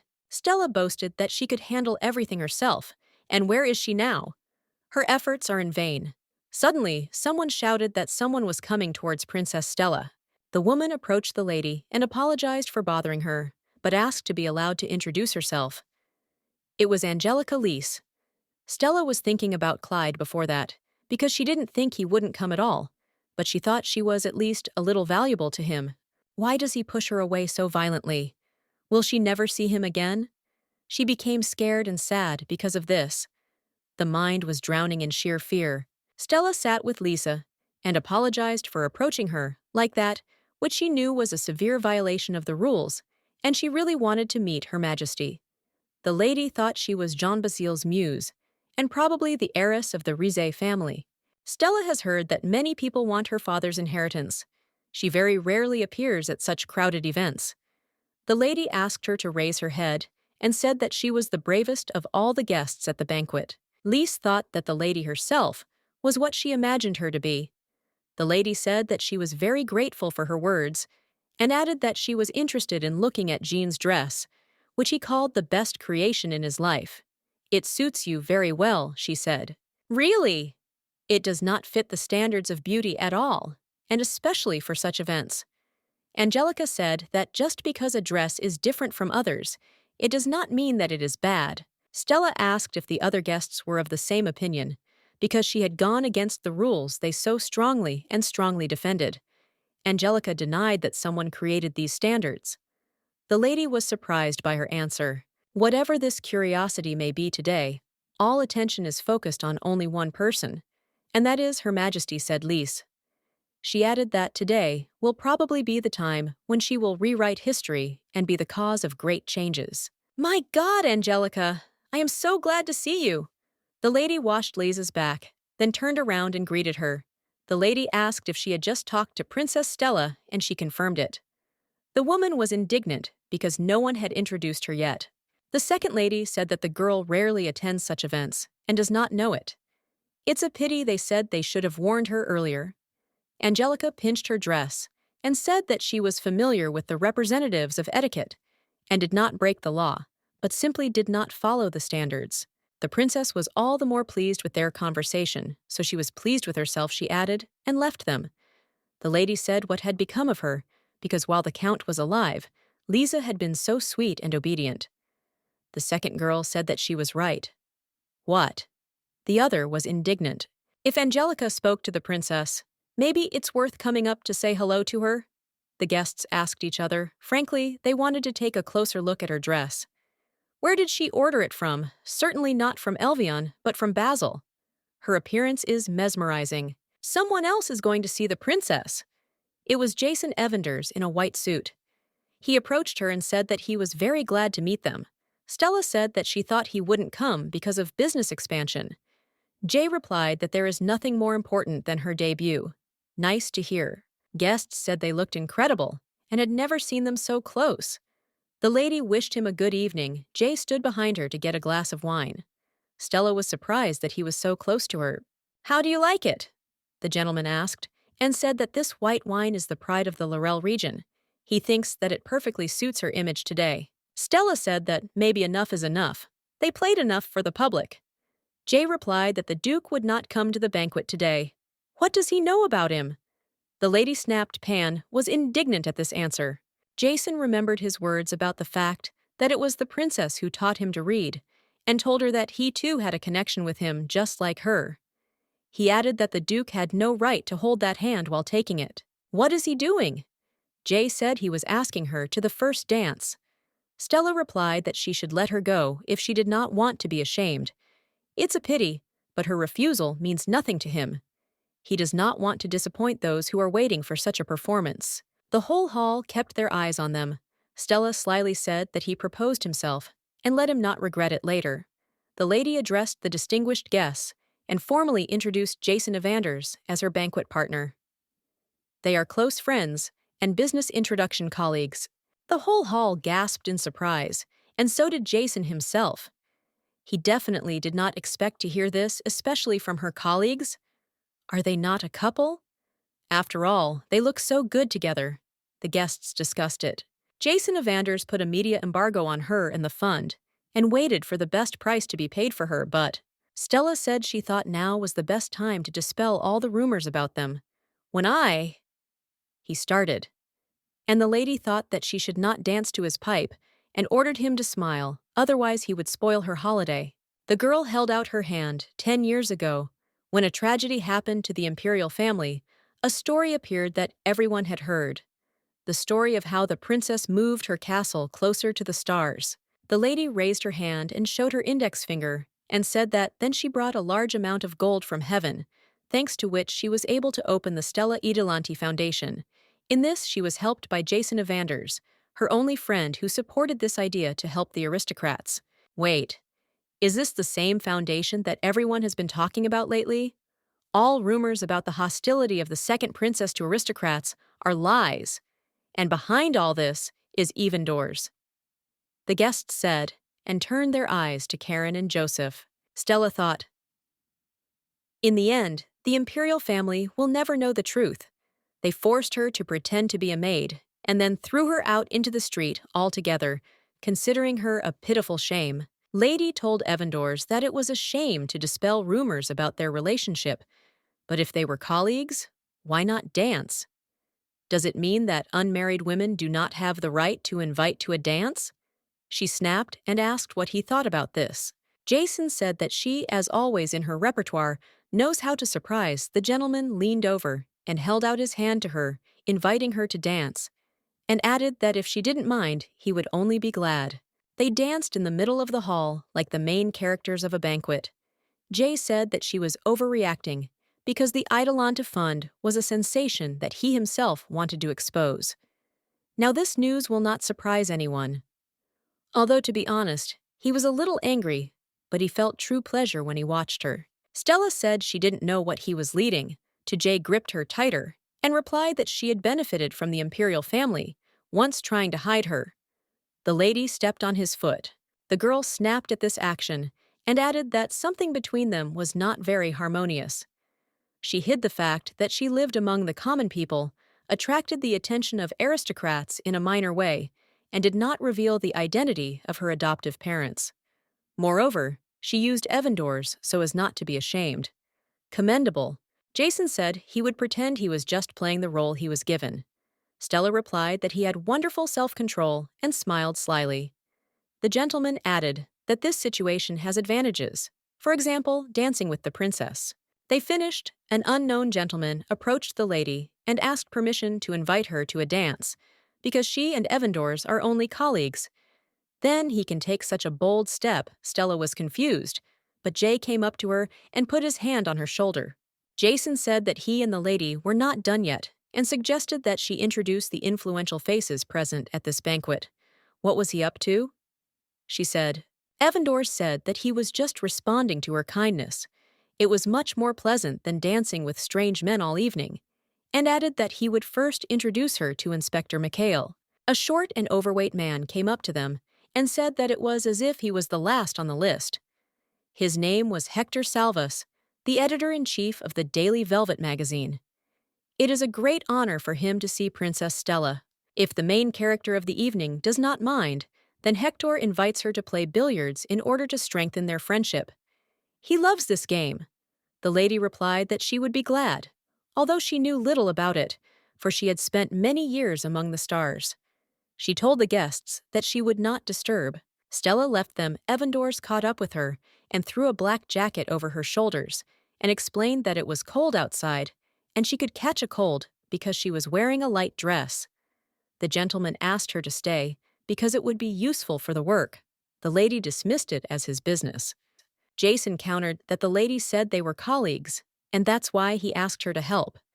Having revealed all his cards, he still gave her help, and if the lady left now, she would remain in debt to him.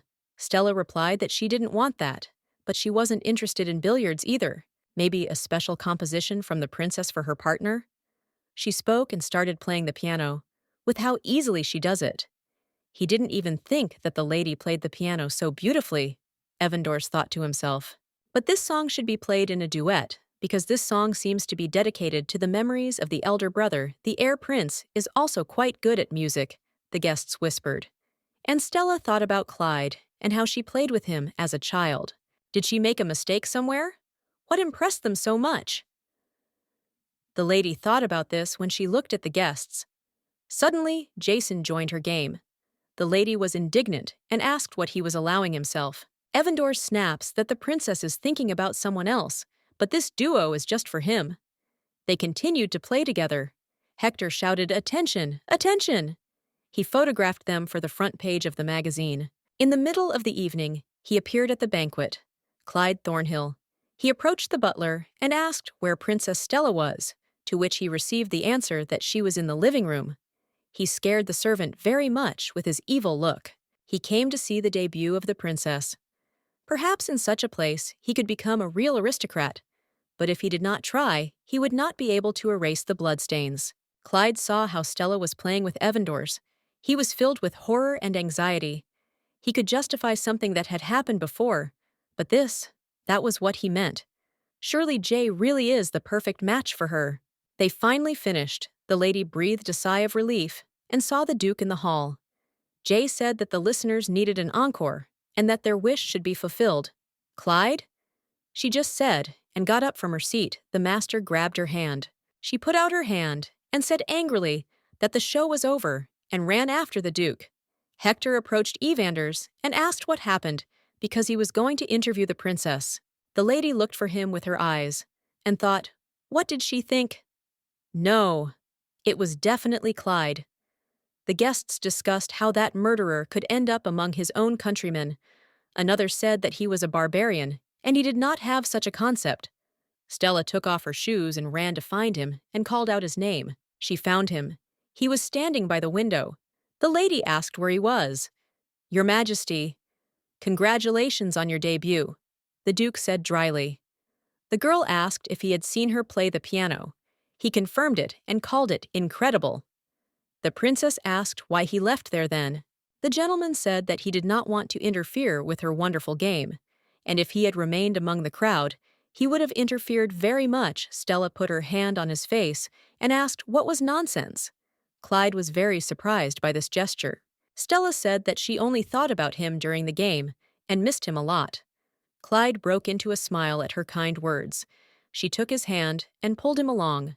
The gentleman denied that if he went out with her, the lady interrupted and said that she wanted to spend the evening only with him.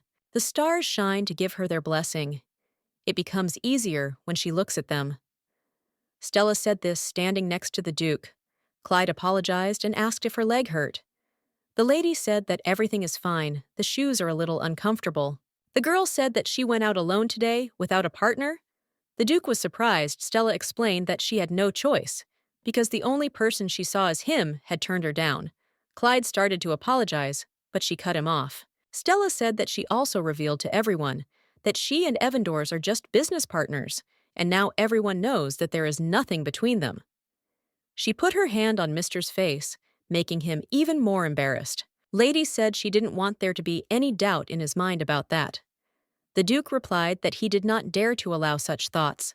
Stella noticed that the music from the banquet hall was even reaching here. "Can we dance?" she asked. Clyde said that he did not know how to dance, and asked to teach him. She agreed, and took his hand. Stella said that it was very easy, one step here, but she could no longer feel her legs. "You have to dance." While looking at each other, her master interrupted her by going down to her feet and began to take off her shoes and apologized for his insolence. Her leg was covered in calluses. She asked what it would be like without them. Clyde asked to stand on his feet. The lady did it and asked if it was difficult for him. He pressed her tighter, wrapped his arms around her waist, and said that it was not enough. They were both embarrassed by how close they were to each other. Jay was standing on the sidelines, clearly not happy with the pair. Clyde was walking and remembering their conversation. He said that her wounds could be treated and asked her not to put on those shoes anymore, so as not to complicate the situation, and said that he would bring the medicine now. On the way, Evandor's met him and said that Duke Taranhill himself was in front of him. He did not think that he would come, and Jay overestimated him. The man has no conscience at all. Clyde replied that he can think as he wants. He is not interested in the opinion of others. Jason added that he was interested in something else, namely why the lady had returned to the palace. Clyde froze in place. Evander slyly explained that it was because of his threats to her on the order of the first princess. Until this moment, she had not thought of turning back. What does attachment not do with people? She became a completely different person, for the sake of those with whom she had no connection before. After these words, Clyde couldn't stand it and hit him on the pizza. 2 more men ran up to them. The 2 were holding Jason so he could keep his balance after the heavy blow and asking if he was okay.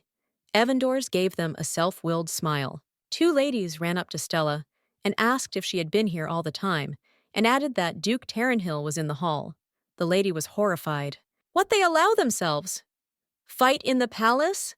Jason said, or at least asked what the master could give her. Clyde yelled at him that such a bastard, who had committed such a lowly act, couldn't ask questions. "A low act?" asked the men behind them.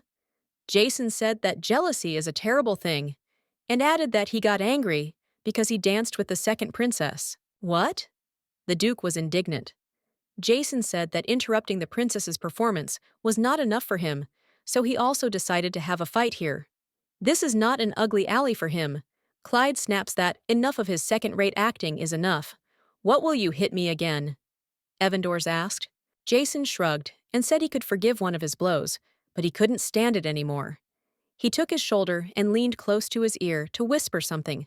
Clyde took him by the collar and ordered him to shut his filthy mouth. Stella joined them and ordered them to stop. Jason said that she had come, to which she replied that he needed to treat the wound and they should go out for a minute. The lady turned to the Duke and explained that his behavior would be discussed after Evandor's was given medical attention. At that, she declared the banquet over and wished everyone a good rest. Stella ordered the servants to warn the guests of this news, as well as a security escort for them. They said that the order would be carried out.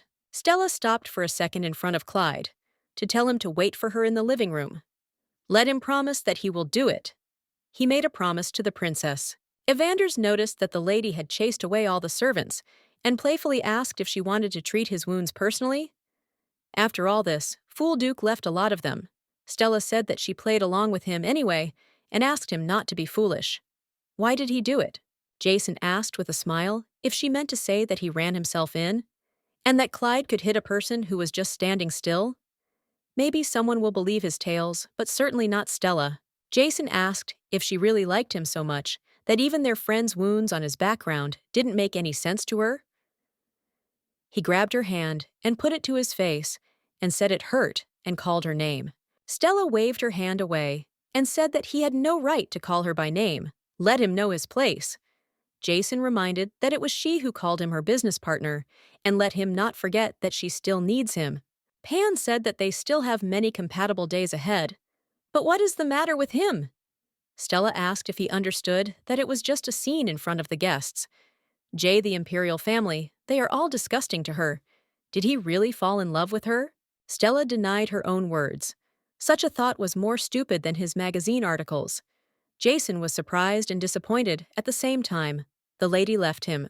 A lady approached the princess, who said that it was dangerous for her to go to the Duke alone. Maybe she should be guarded? Stella denied this and said she would go to him alone. She was asked to be careful. Stella came to him. Clyde asked her to stay put and just pronounce the verdict and accept any punishment. The lady was indignant why she could not come closer to him. Clyde explained that he was actually a monster that ruined her debut and viciously attacked the aristocrat. Stella replied that that was why she had come to hear his version. "What did you do?" the girl asked. The man replied that he said unpleasant words to him. Which ones? A question was received from her. Clyde said he couldn't say that.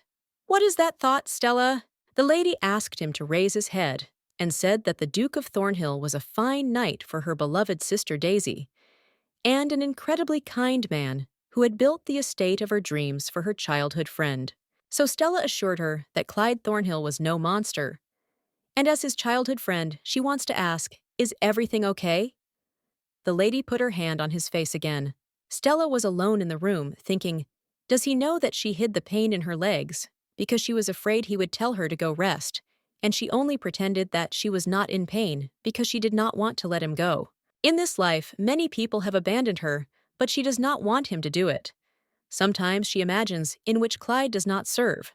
Her father is not the protector of the sky, does not take part in revolutionary movements, but is simply next to her. No, this cannot be reality. Maybe Clyde would surely smile at that.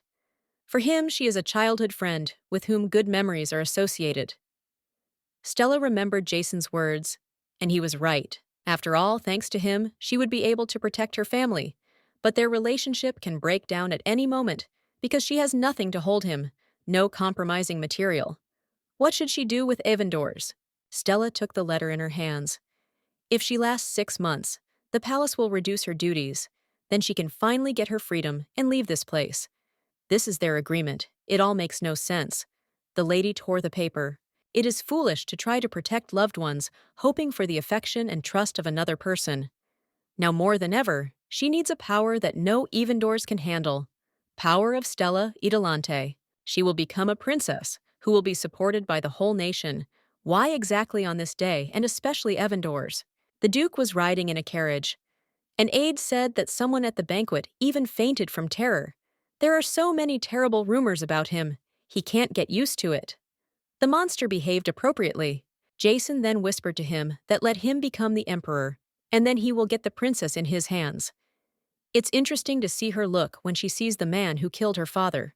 Clyde is truly a monster and will only get worse. He is ready to do the dirtiest and darkest things to protect her.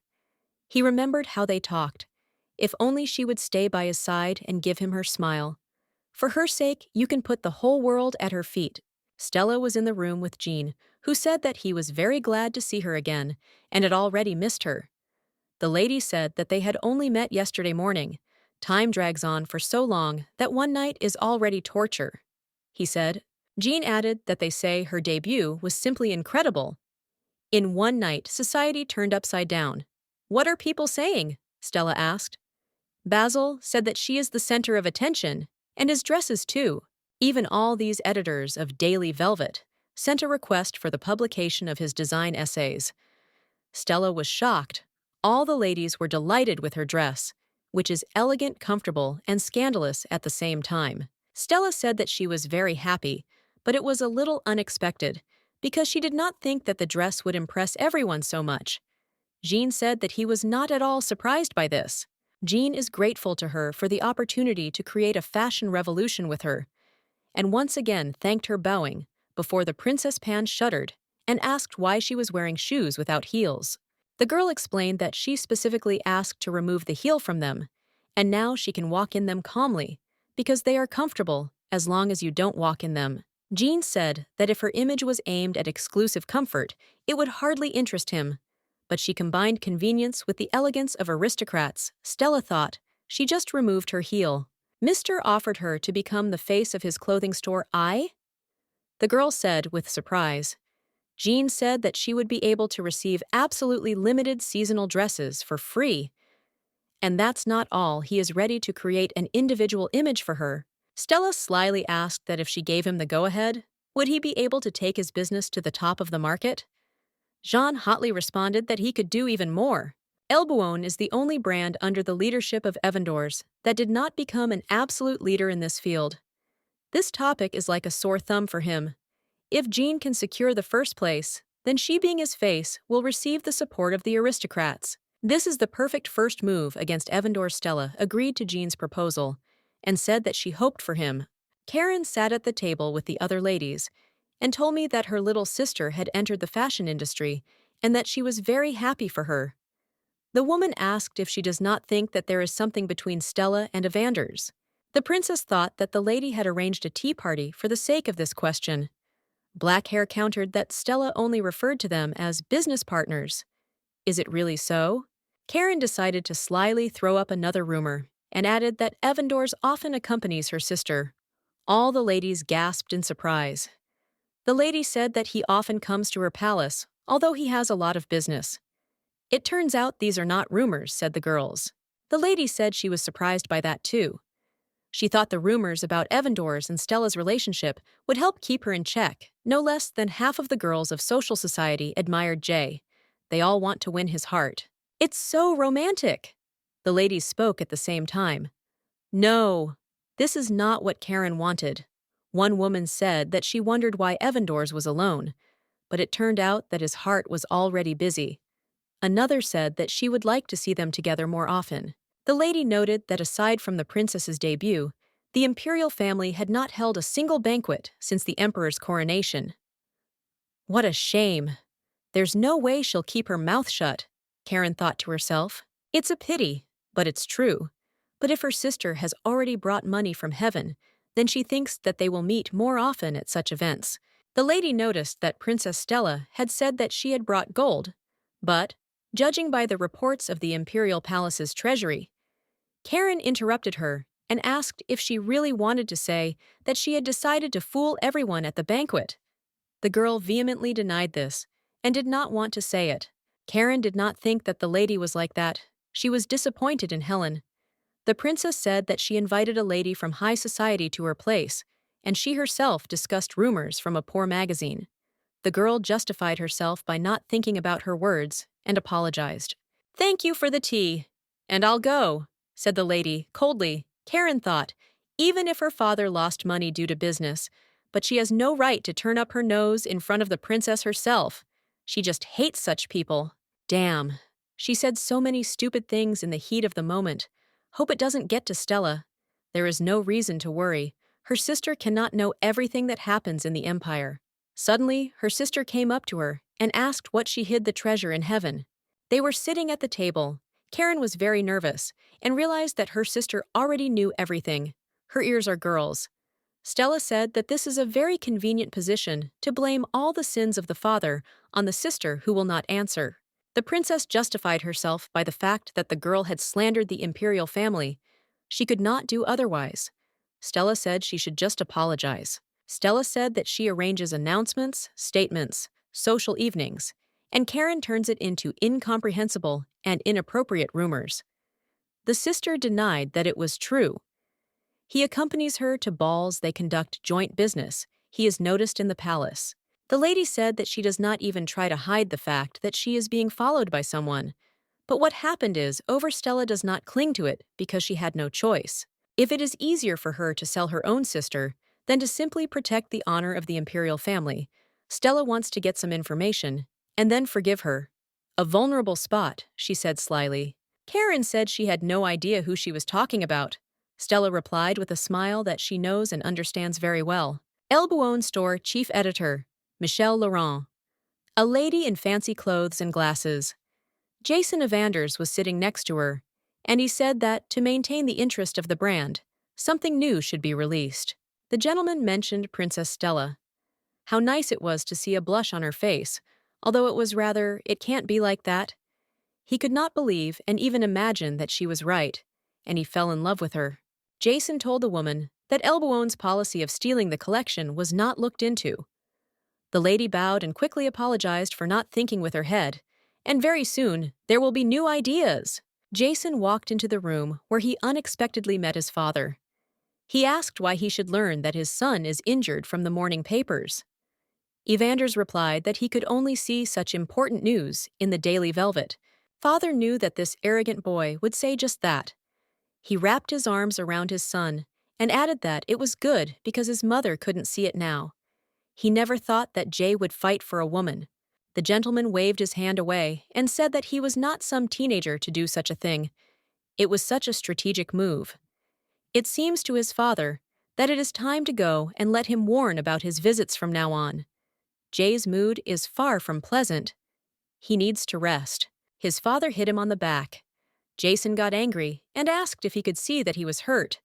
The gentleman interrupted him and said that when he was young, his mother was the most beautiful in the South. That has changed, but the fact that she is a big businessman has not. From time to time, he challenged her, trying to somehow gain the upper hand over her.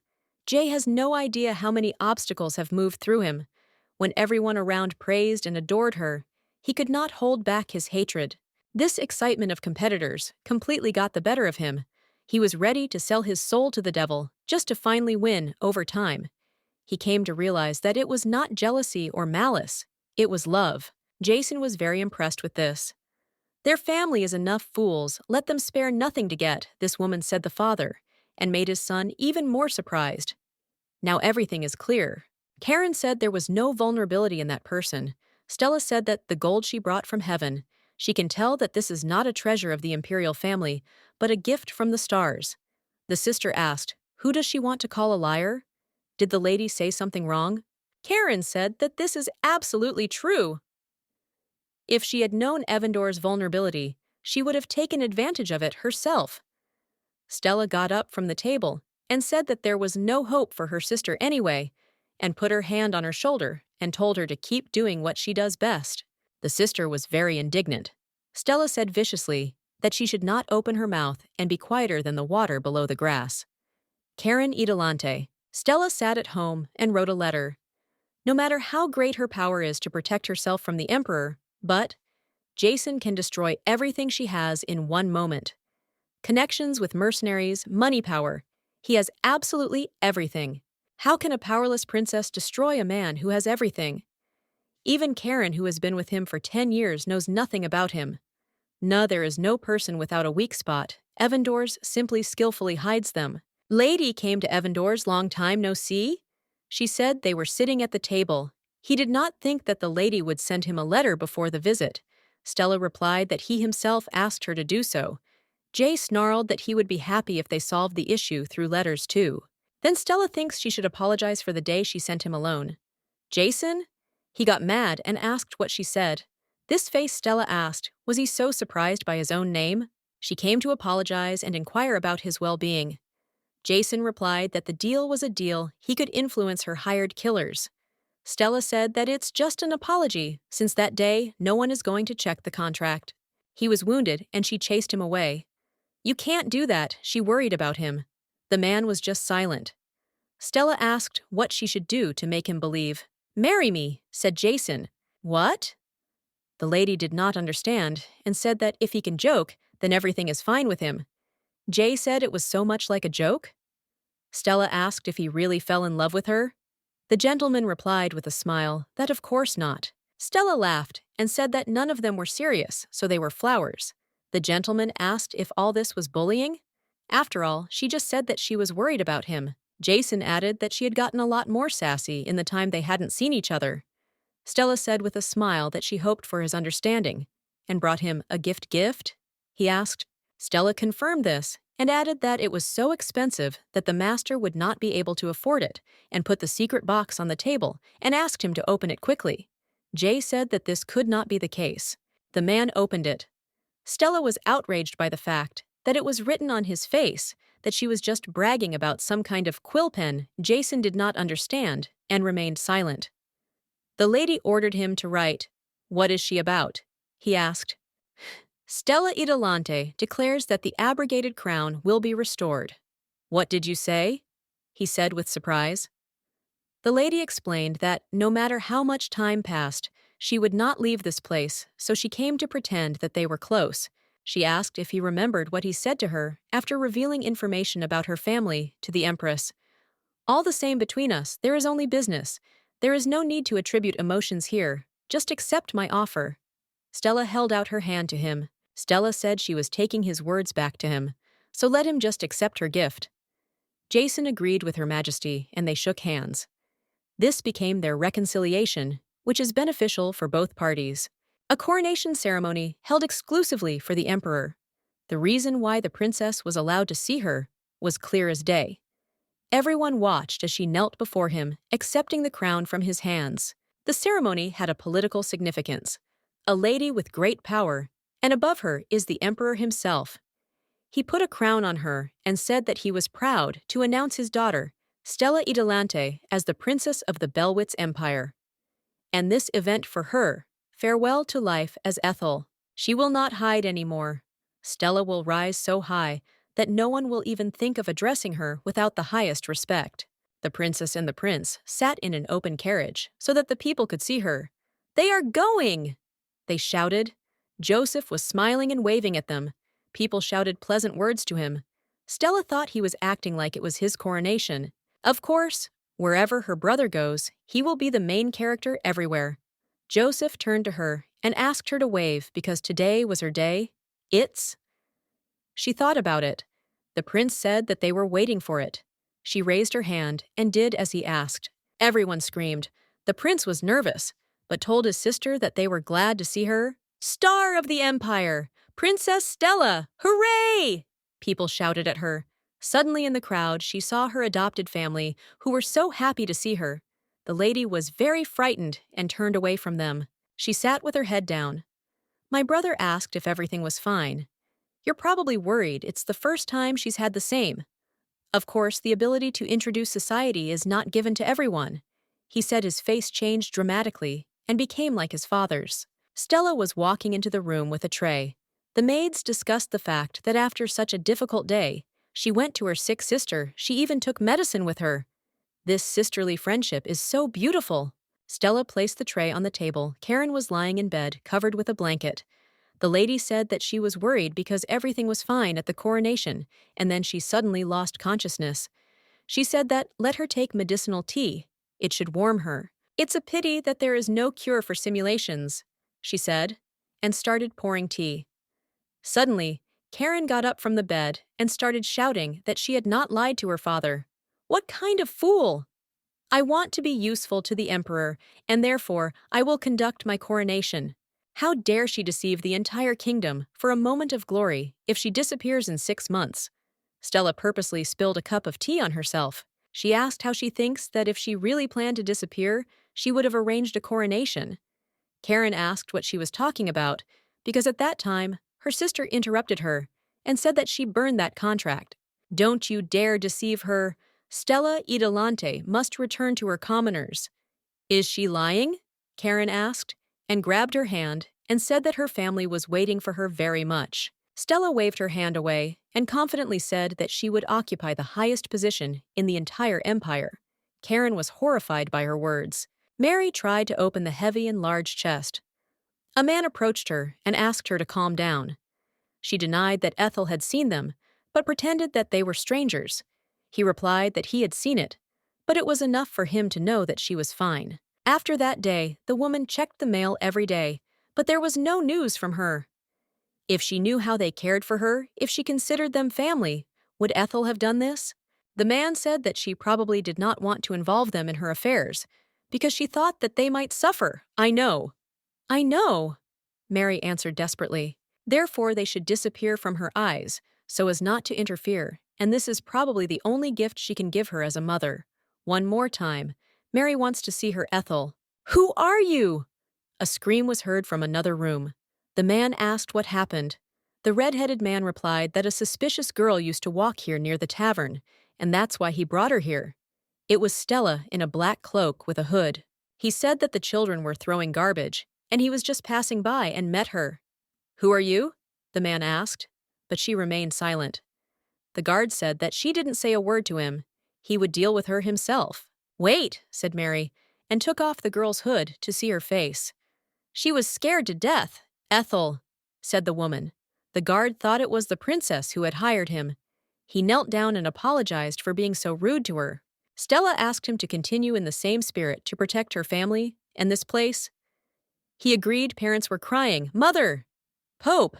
It's me, said the girl. She told the whole truth to her parents, who she was, why she was left alone, and why she had to return.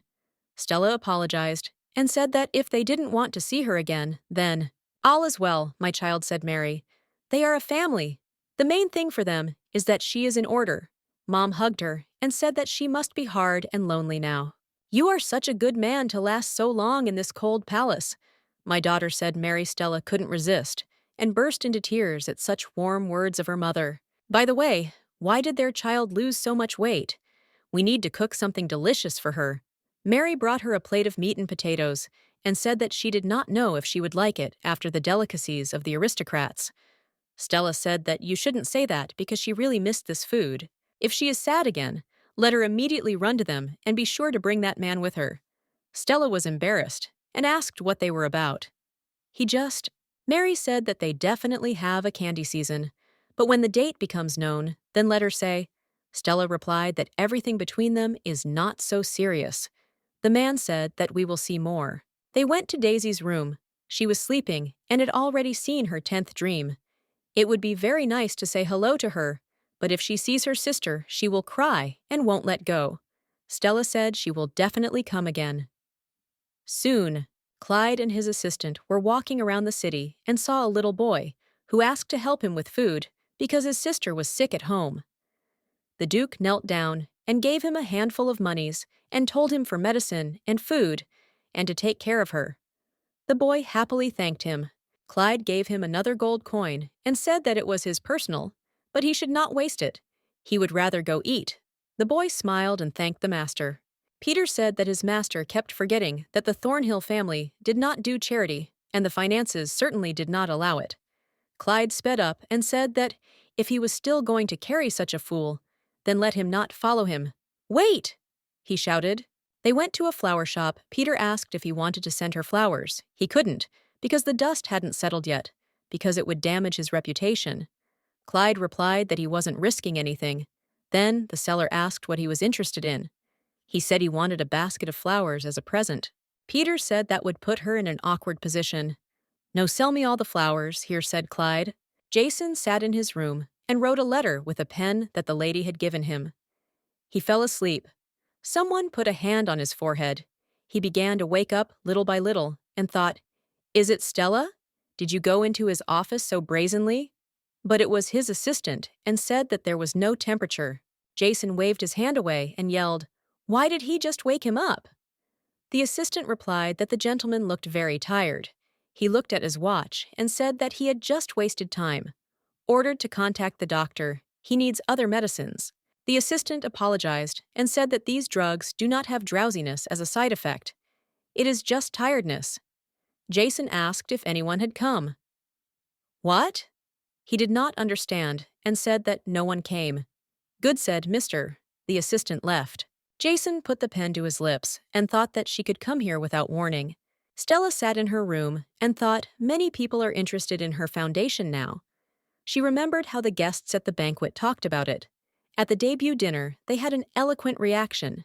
Its main goal is to win the trust of the people and aristocrats. The first button on the shirt of her success was the coronation and her debut. The second will be interrupted her thoughts. Someone came to her and said that the servant of the Evandor's family wanted to meet her. Jason Evanders sent her a small gift, saying it was in return for her kindness. It was a letter, and Stella began to read it. The young man wanted to give you something that no amount of money can buy. Elbuone is a brand boutique of the Evandors that competes with Jean Basile. I hope for you, Gio. What is all this for? Stella could not understand and held this letter in her hands with surprise. The emperor posed for the artist who now painted him. They were joined by the first princess, who told her father that they needed to talk. The emperor ordered to continue painting. At the next banquet, he wants to present his new portrait to people. Got it already! Her sister will not give money for this. The lady thought about it and asked him to give her a couple of minutes. The emperor ordered the artist to leave. What happened? He asked. She said that, on the night of the coronation, Stella came to her, but as if she declared war on her, and said that she wants to occupy the highest place in the empire. Father frowned. The princess said that she did not understand how she could say such a thing. When the empire is illuminated by a son like him, Karen, her father, interrupted and said that not only she has ears. The lady was indignant and asked if he knew.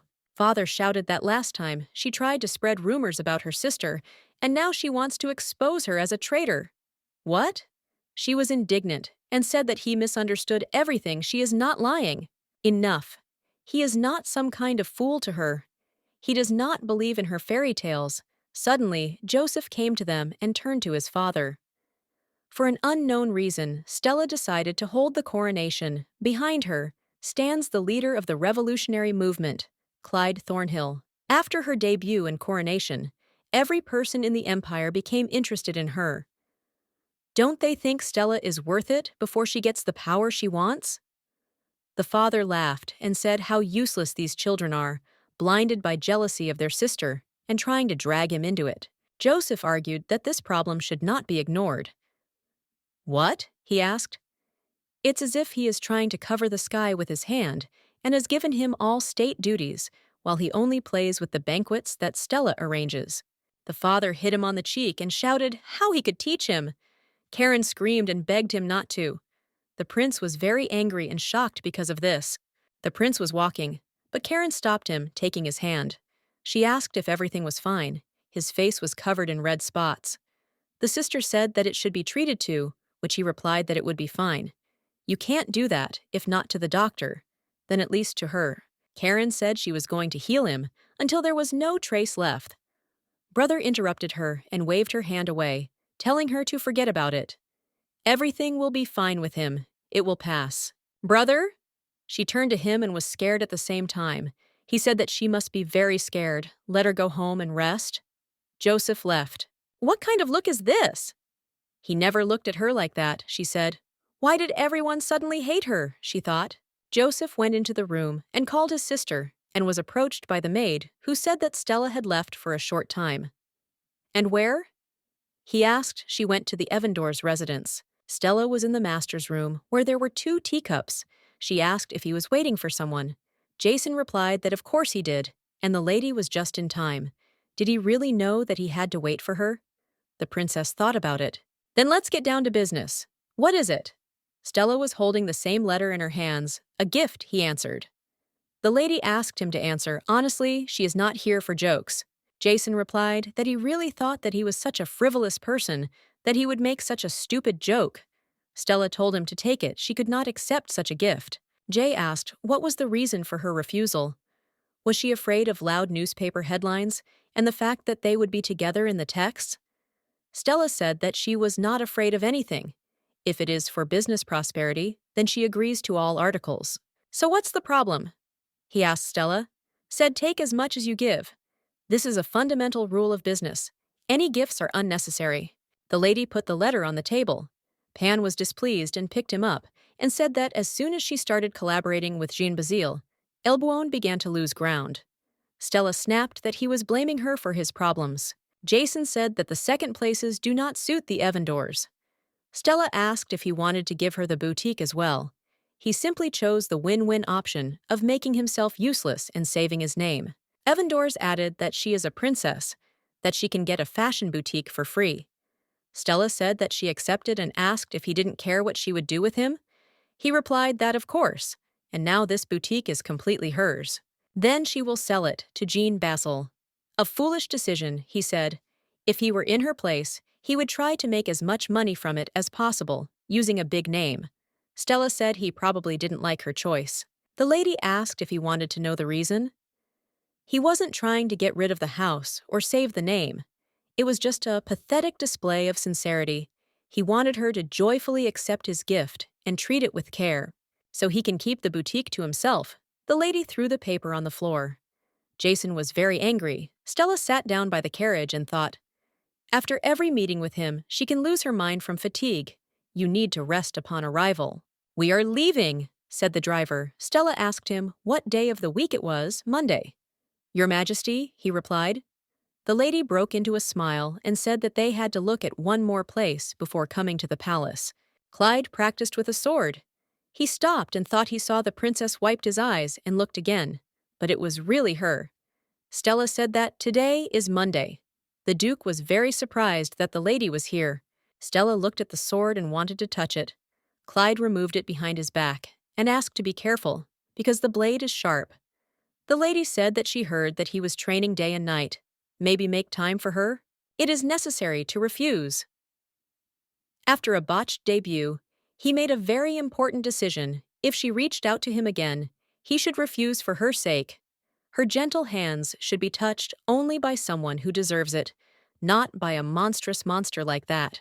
I'm sorry, he started, but Stella cut him off and looked at him with puppy eyes and asked, What's wrong? Clyde was embarrassed and said that after a hard workout, he needed to get himself in order. They were walking in the city and were dressed in black cloaks with a hood. Clyde thought that just one look from her had broken him. Any solutions are useless against these charming eyes, lady and. A young man began to approach her. Clyde grabbed him and wrapped his arms around his shoulders and asked who he was. I. He shouted and told them to buy a mask from him. The young man said that he was only a merchant, and he twisted his arm. Stella apologized to him for him and explained that they were very sorry and that Mr. was just careful with other people. The merchant said that the mask carnival was in the evening and said that they still had time to buy them. Festival of masks? She asked with surprise. Clyde struggled to choose between them, and the merchant snapped that by the time they made their choice, the event would be over. Stella whispered to him, When you don't know what to choose, there's only one answer. Stella told him to give them the two most expensive masks. Clyde was very surprised at this, and she just winked at him. The Duke put on his, and the lady was laughing on the sidelines. Herzog said that he already knew that such things did not suit him at all. Stella replied that she wasn't laughing because of that at all, and that he looks great. She put on her mask and asked how she looked. Clyde said it was best to wear one that would cover the face completely. Why? Does she look weird? Clyde said, Of course not. But on the contrary, it looked so good that it would attract too much attention. Stella replied that there is no problem in this, and he is worried again, and asked to remember that there is neither a princess nor a knight here. They were among a crowd of masked people, but Stella suddenly lost sight of him and looked for him. Clyde nervously ran up to her and asked her to move to the other side, because there were a lot of people here. They stood opposite each other. Stella took his hand and said that he had to protect her, so he should not let her go so as not to get lost. They walked over to where the others were dancing. Masks hide personalities. Stella invited him to go out and dance. If he wanted to go along, Clyde replied that he definitely couldn't. The lady said there is no such thing as can't. Stella told him to just look at her. She took off her robe and approached the unknown man and began to dance with him. Clyde was furious with jealousy. He approached them and pushed the guy away. Stella countered that he said he couldn't dance. Clyde said he came to protect her. They plunged into a dance. They walked holding hands. Clyde asked if she was going to the boarding house. Stella replied that she had to go somewhere first. They entered the flower shop. The lady asked to sell her a bouquet or a basket of flowers. The seller said that they were already closing. Stella said she was late, and she didn't want to leave. Empty-handed, Clyde replied that they would be glad in any case. The seller said that all the flowers are now in the adventurer's shelter. "What there?" the lady asked with surprise. He explained that they seemed to be handing them out to guests there now. The tavern was full of flowers. Stella happily said that she had never seen this place so beautiful and beautiful. "Do you like?" Mr. asked. The lady said that she herself had not thought of this earlier. She would like to say hello to her family. The man asked where Daisy was. Mary replied that she had gone to the festival with her friends and had not yet returned. The princess and the duke approached her. The woman was surprised and grabbed Stella by the hand and led her away and asked if she could walk around town like that. She replied that no one would recognize her like that. Stella added that she never thought their home could be so beautiful. The woman asked if she likes floral designs. Michelle said that she does not even know where these flowers came from. "What?" asked the lady. Before the festival, they started sending them to her, but she thought it was her father. But as it turned out, it was not him. Who could give so many flowers? Michelle said that the courier said that it was a tall young man with a lot of scars on his hands. But is it possible to find a person of this description? The woman asked what kind of man it was behind her. Stella replied that she was just interested in him. "You have to call your father." He said that he was glad that it was possible to meet. And he wonders who sent all those flowers he would like to thank. Clyde began to take off his mask because he wanted to introduce himself officially. The woman denied that there were still many people on the street. The parents said that they would like to finish the work as soon as possible and invite her inside. But because of the registration, there are more people than usual today. Therefore, let them enter through the black entrance while no one sees. They got up. Stella said that she had not been in her room for a long time. Nothing had changed here. She called Clyde to her with the words that the future Ethel loved to watch the stars after a hard day. It was her little joy in everyday life. Clyde asked her if she wanted to come back here, bring back the old days. Stella replied that no, just in case her path was already chosen. After all, she needs considerable strength to protect her loved ones. Stella put her hand to his face and hugged him. She asked him why he gave so many flowers. The gentleman replied that she wanted to give him such a gift, as for an ordinary man.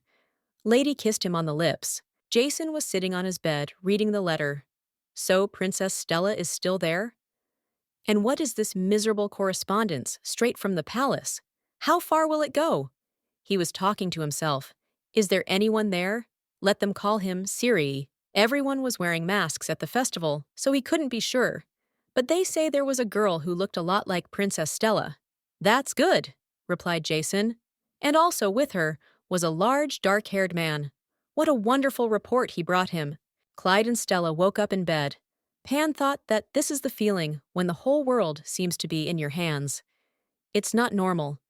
He shouldn't have pressured her like that, but he still wants to stay here until she wakes up. Until that moment, until she says his name with her noble lips.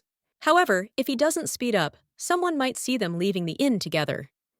He remembered Peter's words, that he would put the lady in an awkward position. He started packing to leave here, Clyde, Stella said sleepily. Pan leaned towards her and kissed her on the cheek. He hopes that she won't be too scared when she wakes up. Stella woke up and tried to figure out where Clyde had gone. She saw that her things were hung up and carefully folded, and wondered when he had just managed to clean up. "Child, are you up yet?" Mary asked, to which she received a positive answer, and added that she needed to have breakfast. Daisy ran off her back and threw herself at her sister with a hug. The little one cried a lot. Mom told the little girl that her sister needed breakfast. Stella replied that everything was fine and continued to hug her. Daisy cried out that she missed her so much. Mary added that the night left at dawn so that no one would see the two of them. Stella smiled and said that it was understandable. The lady came out of the house in a black cloak. She was met by a guard who handed her a letter in which it was written that the emperor was interested in where she had gone. Let her be careful. The lady arrived in a carriage to the palace and went to see the emperor. Stella said that he was very worried, but she was only gone for one night. She asked to let her put herself in order and then call her sister and brother. He agreed, and the princess left. She completely understood the meaning of Evandor's letter. The emperor suspects that she leaves the castle with bad intentions. He looks like he trusts her, but you can never trust her. Her exit was officially over at Jason's estate. But instead of returning to the palace, she went to Diran Hill and sent the crew back. Also, she suddenly changed her mind and arranged for her own coronation. What if she was walking the streets with the rebel Clyde, and Evandor's is just a cover? The emperor must have been nervous and could not sleep all night. After all, it was on that street that the revolution began, which returned him to power again. Stella entered the emperor's office. Her sister and brother were sitting there. Karen was indignant that she was changing clothes for too long, and princesses should interrupted her and thanked her for waiting. Stella thought that, judging by her appearance, she had already managed to convey her every word to the emperor.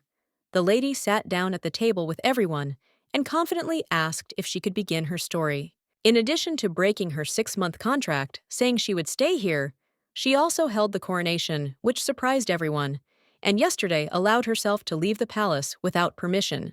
The whole family was shocked. Its endpoint was a shopping street.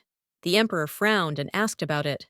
Stella confirmed and asked first to let her tell the reason why she decided to stay in the palace. Festival! She heard about it from a personal maid. The people were noisy in the streets because of the opening of the carnival. Karen interrupted her and added that it looked like Stella was going there with the Duke. The emperor said that the first one ran to accuse her younger sister, and now she suddenly defended her father, asked that. On the day of the coronation, Karen was in the room and said that she would take the highest place in the empire. What did she mean? Stella explained that she wanted to help him because it would benefit her, as well as she needed to have the power to be able to protect her adopted family. Father asked about this and asked a counter question.